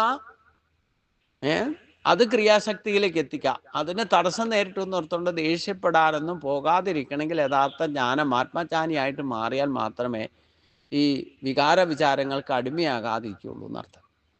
നമ്മളെ സൃഷ്ടിച്ച് വിടുമ്പോൾ തന്നെ മനുഷ്യന് ആദ്യത്തെ സൃഷ്ടികാലത്തൊക്കെ ഈ 50-50% അല്ലായിരുന്നു, 100% മനുഷ്യൻ്റെ ശക്തി പ്രകടമാകുന്ന ഒരവസ്ഥയൊക്കെ ഉണ്ടായിരുന്നു. പക്ഷേ മനുഷ്യൻ അതിന് അപ്പോൾ തന്നെ മുഴുവൻ ശക്തി കൊടുത്തിട്ട് തന്നെ അത് ദുർവിനിയോഗം ചെയ്യാൻ തുടങ്ങി. അപ്പോൾ ദേവന്മാരെല്ലാം അങ്ങടെ ബ്രഹ്മപ്രജാപതിയുടെ അടുത്ത് പോയിട്ട് കംപ്ലൈൻറ്റ് പറഞ്ഞു, മനുഷ്യനെ ഇങ്ങനെ വിട്ടാൽ ശരിയാവില്ല, ഞങ്ങളുടെ സ്ഥാനമാനങ്ങൾ തന്നെ പോകും, അതുകൊണ്ട് മനുഷ്യൻ്റെ ഈ കഴിവുകളിൽ എന്തെങ്കിലും വ്യത്യാസം വരുത്തണം എന്ന് ബ്രഹ്മപ്രജാപതിയോട് ആവശ്യപ്പെട്ടു. അപ്പോൾ ദേവന്മാരെ എല്ലാം കൂടെ ഒരു സമ്മേളനം വിളിച്ചിട്ട് ഈ പ്രശ്നം ചർച്ച ചെയ്തു. എന്താ ഇപ്പം ചെയ്യുക? അപ്പം ഇവൻ്റെ പകുതി ശക്തി എടുക്കാൻ തീരുമാനിച്ചു. പകുതി കൊടുത്തേക്കാം, ശരി, കുഴപ്പമില്ല. 100% കൊടുത്തേക്കണത് ഇനി പറ്റില്ല. 100% കൊടുത്താൽ ഇവൻ നമ്മുടെ വരെ സ്ഥാനം തെറിപ്പിക്കും, അല്ലെങ്കിൽ തന്നെ രക്ഷയില്ല. ഇപ്പോഴും അങ്ങനെയാണല്ലോ. അപ്പോൾ അതുകൊണ്ട് 50% ചുരുക്കണം എന്ന് പറഞ്ഞു. അപ്പം ഒരു സാധനം എടുക്കാൻ തീരുമാനിച്ചു കഴിഞ്ഞാൽ എവിടെ വയ്ക്കും? എവിടെയെങ്കിലും കൊണ്ടുവെക്കണ്ടേ? അപ്പോൾ ദേവന്മാർ പല സ്ഥാനമാനങ്ങൾ പറഞ്ഞു. ആ ചന്ദ്രനിൽ വയ്ക്കാം, ഭൂമിയിൽ വയ്ക്കാം, ഭൂഗർഭടയ അറയിൽ പാതാളത്തിൽ കൊണ്ടുവയ്ക്കാം, ഇങ്ങനെ പല സ്ഥാനമാനങ്ങളൊക്കെ പറഞ്ഞെങ്കിലും അതൊന്നും അംഗീകരിക്കാൻ, അന്വേഷണത്വരെയുള്ളവനാണ് മനുഷ്യൻ. അതുകൊണ്ട് നമ്മൾ എവിടെ കൊണ്ടുവച്ചാലും വേണ്ടില്ല, എപ്പോഴെങ്കിലും ആരെങ്കിലും പോയി എടുക്കും, ഏതെങ്കിലും ജന്മത്തിൽ പോയി എടുക്കും. അതുകൊണ്ട് ഈ പറയുന്ന സ്ഥാനമാനങ്ങൾ ഇപ്പോൾ കണ്ടില്ലേ, ചന്ദ്രനിലും ചൊവ്വയിലും വ്യാഴഗ്രഹത്തിലേക്കൊക്കെ അന്വേഷണം നടന്നുകൊണ്ടിരിക്കുക, അവിടെയൊക്കെ പോയി താമസിക്കാൻ പറ്റുമെന്നൊക്കെ. അപ്പം എവിടെ കൊണ്ടുവച്ചാലും വേണ്ടില്ല, അന്വേഷണ ബുദ്ധി കൂടുതലാണ്, ഇവൻ എന്തെങ്കിലും അവിടെ എത്തപ്പെടും. അതുകൊണ്ട് അവിടെ ഒന്നും വയ്ക്കാൻ പറ്റില്ല എന്ന് പറഞ്ഞു. അപ്പോൾ ഒരു ദേവൻ പറഞ്ഞു, ഞാനൊരു സ്ഥാനം പറയാൻ, ജന്മം ചെയ്താൽ കണ്ടുപിടിക്കില്ല എന്ന്. എത്ര ജന്മങ്ങൾ കൊടുത്താലും വേണ്ടില്ല, അവൻ കണ്ടുപിടിക്കുന്ന പ്രശ്നമില്ല. അതേതാ സ്ഥാനം എന്ന് വെച്ചു. അങ്ങനെയാണ് നമ്മുടെ ഈ ജ്ഞാനത്തെ, പരമമായ ജ്ഞാനത്തെ നമ്മുടെ തന്നെ ജീവാത്മാവിൽ കൊണ്ടുപോയി ഉപേക്ഷിച്ചിട്ട് അതിന് 3 തരത്തിലുള്ള കവചം ഉണ്ടാക്കി ഫിറ്റ് ചെയ്തേക്കാൻ പറഞ്ഞു.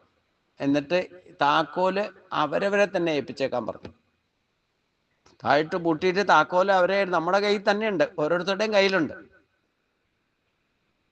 നമ്മുടെ കണ്ണും പഞ്ചേന്ദ്രിയങ്ങളും വിഷയങ്ങളുമായിട്ട് പുറത്ത് രമിച്ച് നടക്കുന്നുണ്ട്. ഒരിക്കലും നമ്മുടെ ഉള്ളിൽ തന്നെയാണ് ഈ ജ്ഞാനമുള്ളത്, പൂർണ്ണമായിട്ടുള്ള ജ്ഞാനം നമ്മുടെ ഉള്ളിലുണ്ടെന്ന് ജന്മം ചെയ്ത് അറിയില്ല. നമ്മൾ ഈ താക്കോലും കൈ പിടിച്ചുകൊണ്ട് അന്വേഷണം നടക്കുക, എവിടെയാന്ന്. അപ്പോൾ ഈ പരമമായ ജ്ഞാനത്തെ 50% നമുക്ക് ഉപയോഗിക്കാൻ പാകത്തിന് തന്നിട്ടുണ്ട്. ബാക്കി 50% നമ്മുടെ തന്നെ ജീവാത്മാവിൽ നിക്ഷേപിച്ചിട്ട് ഈ സത്വരജ തമോ ഗുണങ്ങളുടെ 3 കവചം ഉണ്ടാക്കിയിട്ട് അത് താഴ്ത്ത് പൂട്ടി താക്കോല് നമ്മളെ തന്നെ ഏൽപ്പിച്ചിട്ടുണ്ട് ഈശ്വരൻ.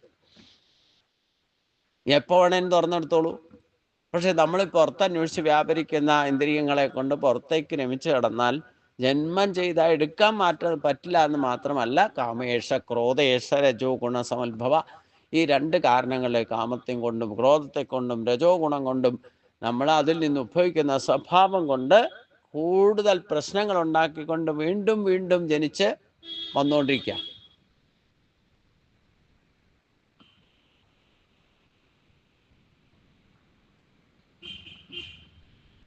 അതുകൊണ്ട് കാമരൂപമായ ഈ മായയെ, ഈ മൂലപ്രകൃതിയെ ജയിക്കൂ. വിവേകം കൊണ്ട്, വിവേകത്തെയാണ് മൂടി വച്ചിരിക്കുന്നത്. യഥാർത്ഥ ഈശ്വര ശക്തിയാണ് 3 കവചയിട്ട് മൂടി വച്ചിരിക്കുന്നത്.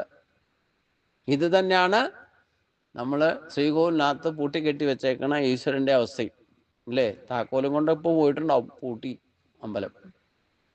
കൃത്യം 11 മണിക്ക് പൂട്ടിക്കൊള്ളാം.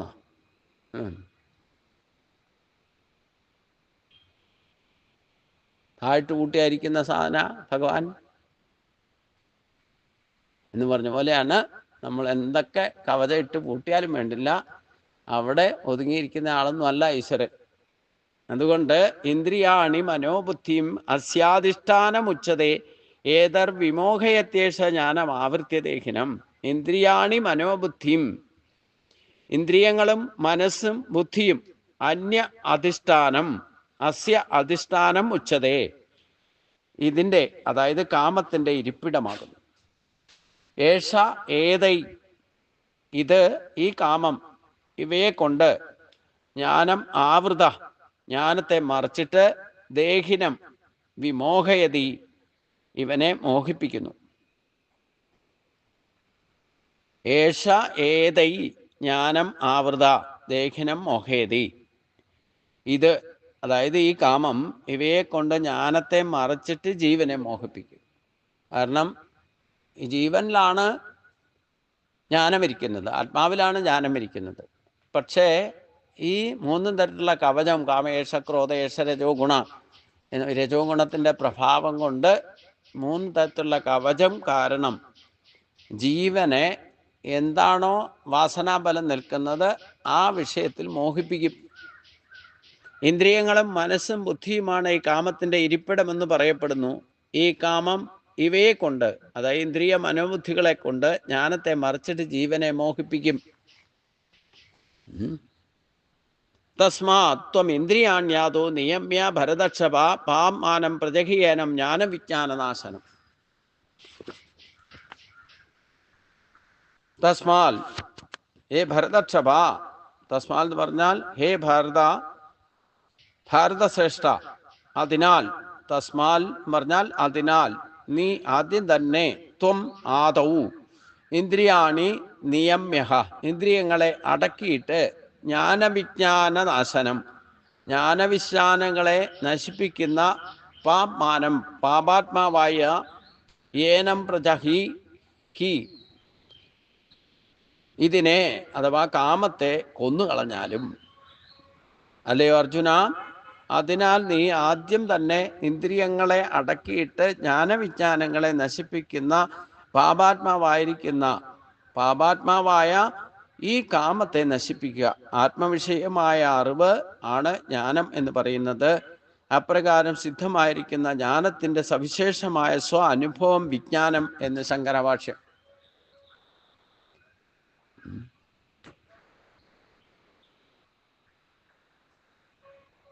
അപ്പം നമുക്ക് ഈ രജോഗുണത്തിൻ്റെയും ഇല്ലെങ്കിൽ മാനുഷികമായിട്ട് ലഭിക്കുന്ന ഈ കർമ്മബന്ധനങ്ങൾക്ക് കാരണമായിരിക്കുന്ന രജോഗുണത്തിൽ നിന്ന് ഉത്ഭവിക്കുന്ന കാമവും ക്രോധവും ഇല്ലാതെയാകണമെങ്കിൽ ഇന്ദ്രിയങ്ങളെ നിയന്ത്രിച്ച് മനസ്സിനെ ഏകാഗ്രമാക്കി ബുദ്ധിയെ ഉറപ്പിച്ച് ചിത്തശക്തിയെ ഉണർത്തുക, അതായത് ആത്മവിഷയമായ അറിവ് നേടണം എന്നർത്ഥം. ഈ കവചമൊക്കെ ഭേദിച്ചിട്ട് ആത്മവിഷയമായ അറിവ് നേടണം. അപ്പോഴേ നമ്മൾ കർമ്മബന്ധനങ്ങളിൽ നിന്ന് മുക്തി നേടാനുള്ള മാർഗം നമുക്ക് ദർശിക്കാൻ തന്നെ സാധിക്കൂ, അതിൽ പ്രവർത്തിക്കാൻ സാധിക്കും. അതുകൊണ്ട് ആ ഇന്ദ്രിയ നിയന്ത്രണം സാധിക്കണമെങ്കിൽ ഏത് ഇന്ദ്രിയമാണ് ശ്രേഷ്ഠം, ഏത് ശക്തിയാണ് നമ്മളിൽ ശ്രേഷ്ഠമായിട്ടുള്ളത് എന്നറിയണം. അതിലേക്ക് വേണം എത്താൻ. അതിലൂടെ വേണം നമുക്ക് ഈ സാക്ഷാത്കാരം സാധിക്കൂ. അതുകൊണ്ട് ഇവിടെ ഭഗവാൻ പറയാണ്, ഇന്ദ്രിയാണി പരാണ്യാഹു ഇന്ദ്രിയേപ്യ പരം മനഃ മനസ്സസ്തു പരാബുദ്ധി യോ ബുദ്ധേ പരദസ്സുസ. ഇന്ദ്രിയാണി പരാണ്യാഹു, ഇന്ദ്രിയങ്ങൾ ശ്രേഷ്ഠങ്ങളെന്ന് പറയപ്പെടുന്നു. ഇന്ദ്രിയേപ്യ പരം മനഃ, ഇന്ദ്രിയങ്ങളെക്കാൾ ശ്രേഷ്ഠം മനസ്സെന്ന് പറയപ്പെടുന്നു. മനസ തു പരാബുദ്ധി, മനസ്സിനേക്കാൾ ശ്രേഷ്ഠം ബുദ്ധിയാകുന്നു. യാ ബുദ്ധേ പരദസ്സുസ, യാതൊന്നാണോ ബുദ്ധിയേക്കാൾ ശ്രേഷ്ഠം അത് ആത്മാവാകുന്നു. ഇന്ദ്രിയങ്ങൾ ശ്രേഷ്ഠങ്ങൾ എന്ന് പറയപ്പെടുന്നു. എന്നാൽ ഇന്ദ്രിയങ്ങളെക്കാൾ ശ്രേഷ്ഠം മനസ്സ്, മനസ്സിനേക്കാൾ ശ്രേഷ്ഠം ബുദ്ധി, ബുദ്ധിയാൽ ശ്രേഷ്ഠം ആത്മാവ് എന്നതാണ് കഠോപനിഷത്തിലെ ഒരു മന്ത്രത്തിൻ്റെ ഒരു വല്ലി, അതായത് ഒരു മന്ത്രം ആശയം ഈ ശ്ലോകത്തിൽ ഉൾക്കൊള്ളിച്ചിരിക്കുന്നതിനർത്ഥം. എന്തിനാ ഇത് പറഞ്ഞതെന്ന് വെച്ചാൽ, ആത്മവിഷയമായ അറിവ് നേടണമെങ്കിൽ നമുക്ക് പുറമെ കാണുന്നത് ഇന്ദ്രിയങ്ങളും ഇന്ദ്രിയങ്ങളുടെ വിഷയങ്ങളുമാണ്. അപ്പം ഇന്ദ്രിയങ്ങളെക്കാൾ ശ്രേഷ്ഠം എന്താ? മനസ്സാണ്. കാരണം ഈ ഇന്ദ്രിയ വിഷയങ്ങളിലെല്ലാം നമുക്ക് അനുഭവം ഉണ്ടാക്കി തരുന്നത്, അനുഭവജ്ഞാനത്തെ ലഭിക്കുന്നത് മനസ്സിലൂടെയാണ്. ഇനി എന്താണ് അറിഞ്ഞത്, എന്താണ് കണ്ടത്, എന്താണ് കേട്ടത്, എന്താണ് അനുഭവിച്ചത് എന്നുള്ള ഡിസിഷൻസ് നമുക്ക് തീരുമാനമുണ്ടാക്കി തരുന്നത്, എന്തെന്നുള്ളതിൻ്റെ ഉത്തരം കണ്ടെത്തി തരുന്നത്, അത് ഉറപ്പാക്കി തരുന്നത് ബുദ്ധിയാണ്. അതുകൊണ്ട് ഇന്ദ്രിയങ്ങൾക്ക് ശ്രേഷ്ഠം മനസ്സ്, മനസ്സിനേക്കാൾ ശ്രേഷ്ഠം ബുദ്ധി. ഇനി ബുദ്ധിയിലൂടെ ആണെങ്കിൽ നമുക്ക് എന്താണ് കണ്ടത്, ഇതിനു മുമ്പ് കണ്ടിട്ടുണ്ടോ ഇല്ലയോ, അത് മനസ്സിലാക്കി തരുന്നത്, ഇല്ലെങ്കിൽ അതിനെപ്പറ്റിയുള്ള അറിവ് പ്രദാനം ചെയ്യുന്നത് ആത്മശക്തിയാണ്. അതായത് പരമമായ ജ്ഞാനം, ആത്മബോധം എന്നർത്ഥം. അപ്പം നമ്മൾ ആത്മജ്ഞാനം, ഈ 3 കവചവും ഭേദിച്ചിട്ട് ആത്മജ്ഞാനിയായി മാറുന്നുണ്ടെങ്കിൽ ഇന്ദ്രിയങ്ങളെ നിയന്ത്രിക്കണം, എന്നിട്ട് മനസ്സിനെ ഏകാഗ്രമാക്കണം, മനസ്സിനെ ഏകാഗ്രമാക്കി ബുദ്ധിയെ ഉറപ്പിക്കണം. അപ്പോൾ ചിത്തശക്തി ഓട്ടോമാറ്റിക്കായിട്ട് ഉണരും. ചിത്തശക്തി ഉണർന്നാലാണ് നമുക്ക് യഥാർത്ഥ ജ്ഞാനം പ്രകടമാകുന്നത്, പ്രകാശിക്കുകയുള്ളൂ. അപ്പം അതുകൊണ്ട് കർമ്മയോഗം, നിത്യനൈമിത്യ കർമ്മങ്ങൾ അനുഷ്ഠിക്കുന്നതൊക്കെ എന്തിനു വേണ്ടിയിട്ടായിരിക്കണം? ഇന്ദ്രിയങ്ങളെ നിയന്ത്രിച്ച് മനസ്സിനെ ഏകാഗ്രമാക്കി ബുദ്ധിയെ ഉറപ്പിച്ച് ചിത്തശക്തിയെ ഉണർത്തുന്ന ലക്ഷ്യത്തിലായിരിക്കണം കർമ്മയോഗം അനുഷ്ഠിക്കേണ്ടത്. അപ്പോഴാണ് നമുക്ക് ആത്മബോധത്തോടു കൂടി പ്രവർത്തിക്കാൻ സാധിക്കുന്ന വിധത്തിൽ നമ്മളെ തന്നെ ഉയർത്തിക്കൊണ്ടുവരാൻ സാധിക്കുകയുള്ളൂ. ഏവം ബുദ്ധേ പരം ബുദ്ധ്വാ സംസ്ഥഭ്യ ആത്മനമാപ്ന സുഖുശത്രും മഹാഭാഗോ കാമരൂപം ദുരാസതം. ये महाभागो ഏവം ബുദ്ധി പരം ബുദ്ധ്വ, ഇപ്രകാരം ബുദ്ധിയേക്കാൾ ആത്മാനം ബുദ്ധ്വ, ശ്രേഷ്ഠമായിരിക്കുന്ന ആത്മാവിനെ അറിഞ്ഞിട്ട്, ആത്മന ആത്മാനം സംസ്തഭ്യ, ആത്മാവിനേക്കാൾ ആത്മാവിനെ അടക്കി, ആത്മാവിനെ കൊണ്ട് തന്നെ ആത്മാവിനെ അടക്കി, ദുരാസനം കാമരൂപം ദുർജയനും കാമോസ്പിയുമായിരിക്കുന്ന ശത്രുവിനെ ഹനിച്ചാലും. വീരനായിരിക്കുന്ന അർജുന, ഇപ്രകാരം ബുദ്ധിയേക്കാൾ ശ്രേഷ്ഠമായ ആത്മാവിനെ നന്നായി അറിഞ്ഞിട്ട് നിശ്ചയാത്മകമായ ബുദ്ധി കൊണ്ട് മനസ്സിനെ വിഷയങ്ങളിൽ നിന്ന് പ്രവർത്തിക്കാതാക്കി, വിഷയങ്ങളിൽ പ്രവർത്തിക്കാതാക്കി നിശ്ചയസ്വരൂപമായിരിക്കുന്ന ബുദ്ധിയാൽ മനസ്സിനെ ആത്മാവിൽ ഉറപ്പിച്ച് കാമരൂപിയായിരിക്കുന്ന ശത്രുവിനെ ഹനിച്ചാലും.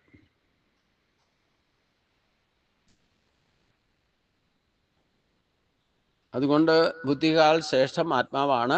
ആത്മവിഷയമായ അറിവ് നേടാനാണ് കർമ്മയോഗം ചെയ്യേണ്ടത് എന്നാണ് ഇതിൻ്റെ അന്ത്യത്തിൽ മനസ്സിലാക്കേണ്ടതെന്നർത്ഥം. അത് ആത്മവിഷയമായ അറിവ് നടന്നുണ്ടെങ്കിൽ കൃത്യമായിട്ട് ഭഗവാൻ പറഞ്ഞിട്ടുണ്ട്, നിത്യനൈമിത്യ കർമ്മത്തിലൂടെ അവരവർ ചെയ്യേണ്ട കാര്യമാണ്. മനസ്സിനെ ഏകാഗ്രമാക്കി എടുക്കണമെങ്കിൽ ഇന്ദ്രിയ വിഷയങ്ങളിൽ വ്യാപരിക്കാതെ കുറച്ച് സമയത്തേക്കെങ്കിലും നിയന്ത്രിച്ച് മനസ്സിനെ ശുദ്ധമാക്കാൻ വേണ്ടിയിട്ട് നാമസംഗാത്രാദികൾ, ജപതപാദികൾ, പ്രാണായാമാദികൾ കൃത്യമായിട്ട് ചെയ്യുന്നവൻ പിന്നെന്താ, അവന് നിശ്ചയാത്മകമായ ബുദ്ധി പ്രവർത്തിക്കും. വിവേചന ശക്തി കൊണ്ട് പ്രവർത്തിക്കുന്ന ബുദ്ധി, നിശ്ചയാത്മകമായ ബുദ്ധി എന്ന് പറഞ്ഞാൽ നമ്മുടെ ചിന്തയിലും വാക്കിലും പ്രവൃത്തിയൊക്കെ ഗുണവും ദോഷമുണ്ട്. ആ ഗുണദോഷങ്ങളെ തിരിച്ചറിഞ്ഞുകൊണ്ട് പ്രവർത്തിക്കാൻ സാധിക്കും. അങ്ങനെ പ്രവർത്തിക്കാൻ സാധിക്കുന്ന ആൾക്ക് ആ ബുദ്ധി കൊണ്ട് ഡിസിഷൻ എടുത്ത് അതനുസരിച്ചുകൊണ്ട് കാര്യങ്ങൾ നടത്താൻ പഠിച്ചാൽ അത് മനുഷ്യജന്മത്തിലെ ഏറ്റവും വലിയ ജന്മസാഫല്യം. അത്രയും ചെയ്തു കഴിഞ്ഞാൽ പിന്നെ ആത്മപ്രകാശം തന്നെ ഉണ്ടാവും, ആദിത്യ വിജ്ഞാനമായിട്ട് മാറും. പിന്നെ ഈശ്വരൻ്റെ ഹിതമനുസരിച്ച് അവന് ചിന്തിക്കാനും പറയാനും പ്രവർത്തിക്കാനും സാധിക്കൂ. ആ ഒരു ലെവലിലേക്ക് എത്താൻ വേണ്ടിയിട്ടാണ് കർമ്മയോഗം പറഞ്ഞത് എന്ന് അർത്ഥം. ഇതി ശ്രീമദ് ഭഗവത്ഗീതാസു ഉപനിഷത്സു ബ്രഹ്മവിദ്യായാം യോഗശാസ്ത്രേ ശ്രീ കൃഷ്ണാർജുന സംവാദേ കർമ്മയോഗോ നാമ തൃതീയോധ്യായക. സർവത്ര ഗോവിന്ദനാമ സങ്കീർത്തനം. ഗോവിന്ദ ഹരി ഗോവിന്ദ. 34 തൊട്ട് 10 ശ്ലോകങ്ങൾ. ഇന്ദ്രിയസ്യാർത്ഥേ രാഗദ്വേഷ വ്യവസ്ഥിതൗ തയോർന്ന വശമാഗച്ഛേത്തോഹസ്യ പരിപന്നിതൗ ശ്രേയാൻ സ്വധർമ്മോ വിഗണഃ പരധർമാസോ അനുഷ്ഠിതാത് സ്വധർമ്മം നിധനം ശ്രേയക പരധർമ്മോ ഭയാവഹ. അർജുനോവാച അതകേന പ്രയുക്തോയം പാപം ചരതി പൂരുഷഃ അനിച്ഛിന്നപി വാർഷ്ണേയ ബലാധിപ നിയോജിത. ശ്രീഭഗവാനുവാച കാമയേഷ ക്രോധയേഷ രജോ ഗുണ സമുദ്ഭവ മഹാശനോ മഹാപാപാത്മാ വിദ്യേന മിക വൈരിണം. ധൂമേന ആവൃതോ വന്യേ യഥാ ദർശോ മലേന ച യഥാ ലപ്തേന ആവൃതോ ഗർഭക തഥാ തേനേതാവൃതം. ആവൃതം ജ്ഞാനമേതേന ജ്ഞാനിനോ നിത്യവൈരിണ കാമരൂപേണ കൗന്ദേയ ദുഷ്പുരേണ അനലേന ച. ഇന്ദ്രിയാണി മനോബുദ്ധിം അസ്യാധിഷ്ഠാനമുച്യതേ ഏതർവിമോഹയത്യേഷ ജ്ഞാനമാവൃത്യ ദേഹിനം. തസ്മാത്വം ഇന്ദ്രിയാണ്യാദൗ നിയമ്യ ഭരതർഷഭ പാപ്മാനം പ്രജഹീയനം ജ്ഞാനവിജ്ഞാനനാശനം. ഇന്ദ്രിയാണി പരാണ്യാഹു ഇന്ദ്രിയേഭ്യ പരം മനഃ മനസസ്തു പരാ ബുദ്ധി യോ ബുദ്ധേ പരതസ്സു സ.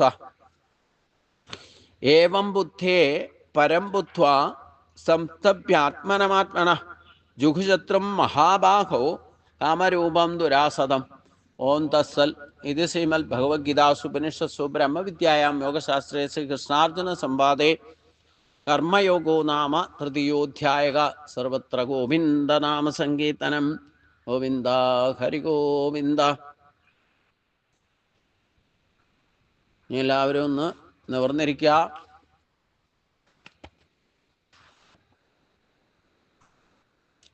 ചിന്മുദ്ര, കണ്ണുകളടയ്ക്കുക. നാഡീശുദ്ധി പ്രാണായാമം 5 പ്രാവശ്യം ശ്വാസം എടുക്കുക. അതിൻ്റെ ഇരട്ടി സമയം കൊണ്ട് പുറത്തേക്ക് വിടുക. 5 എണ്ണിക്കൊണ്ടെടുക്കുക, 10 എണ്ണിക്കൊണ്ട് വിടുക, പിന്നെ 10 എണ്ണിക്കൊണ്ടെടുക്കുക, 20 എണ്ണിക്കൊണ്ട് വിടുക, ഇങ്ങനെ 5 പ്രാവശ്യം ചെയ്യാം. ഇരട്ടി സമയം കൊണ്ട് നിശ്വാസവായുവിനെ പുറത്തു വിടണം.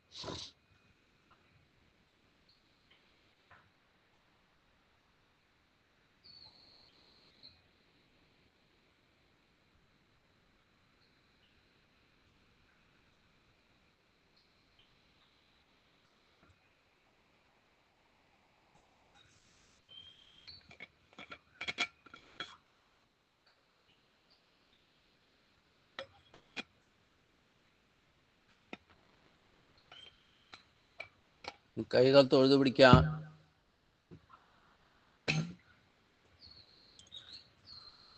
പഞ്ചപ്രണവം. ഓം ഓം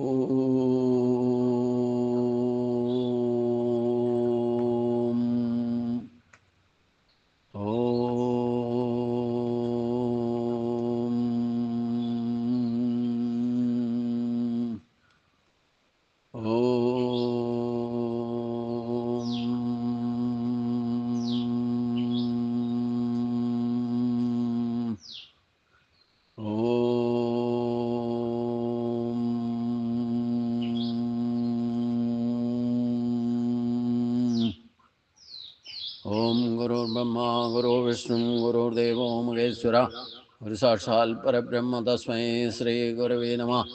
ഓം കായേന വാചാ മനസേന്ദ്രിയർവാ ബുദ്ധ്യാത്മനാ വാ പ്രകൃതേ സ്വഭാവ കരോമി സകലം പരസ്മൈ നാരായണായേതി സമർപ്പയാമി. നാരായണായേതി സമർപ്പയാമി. ഓം ശാന്തി ശാന്തി ശാന്തി. കൈകൾ രണ്ടും പുറകോട്ട് ഇട്ടുക. തല കുമ്പിട്ട് ഒരു പ്രണാമം.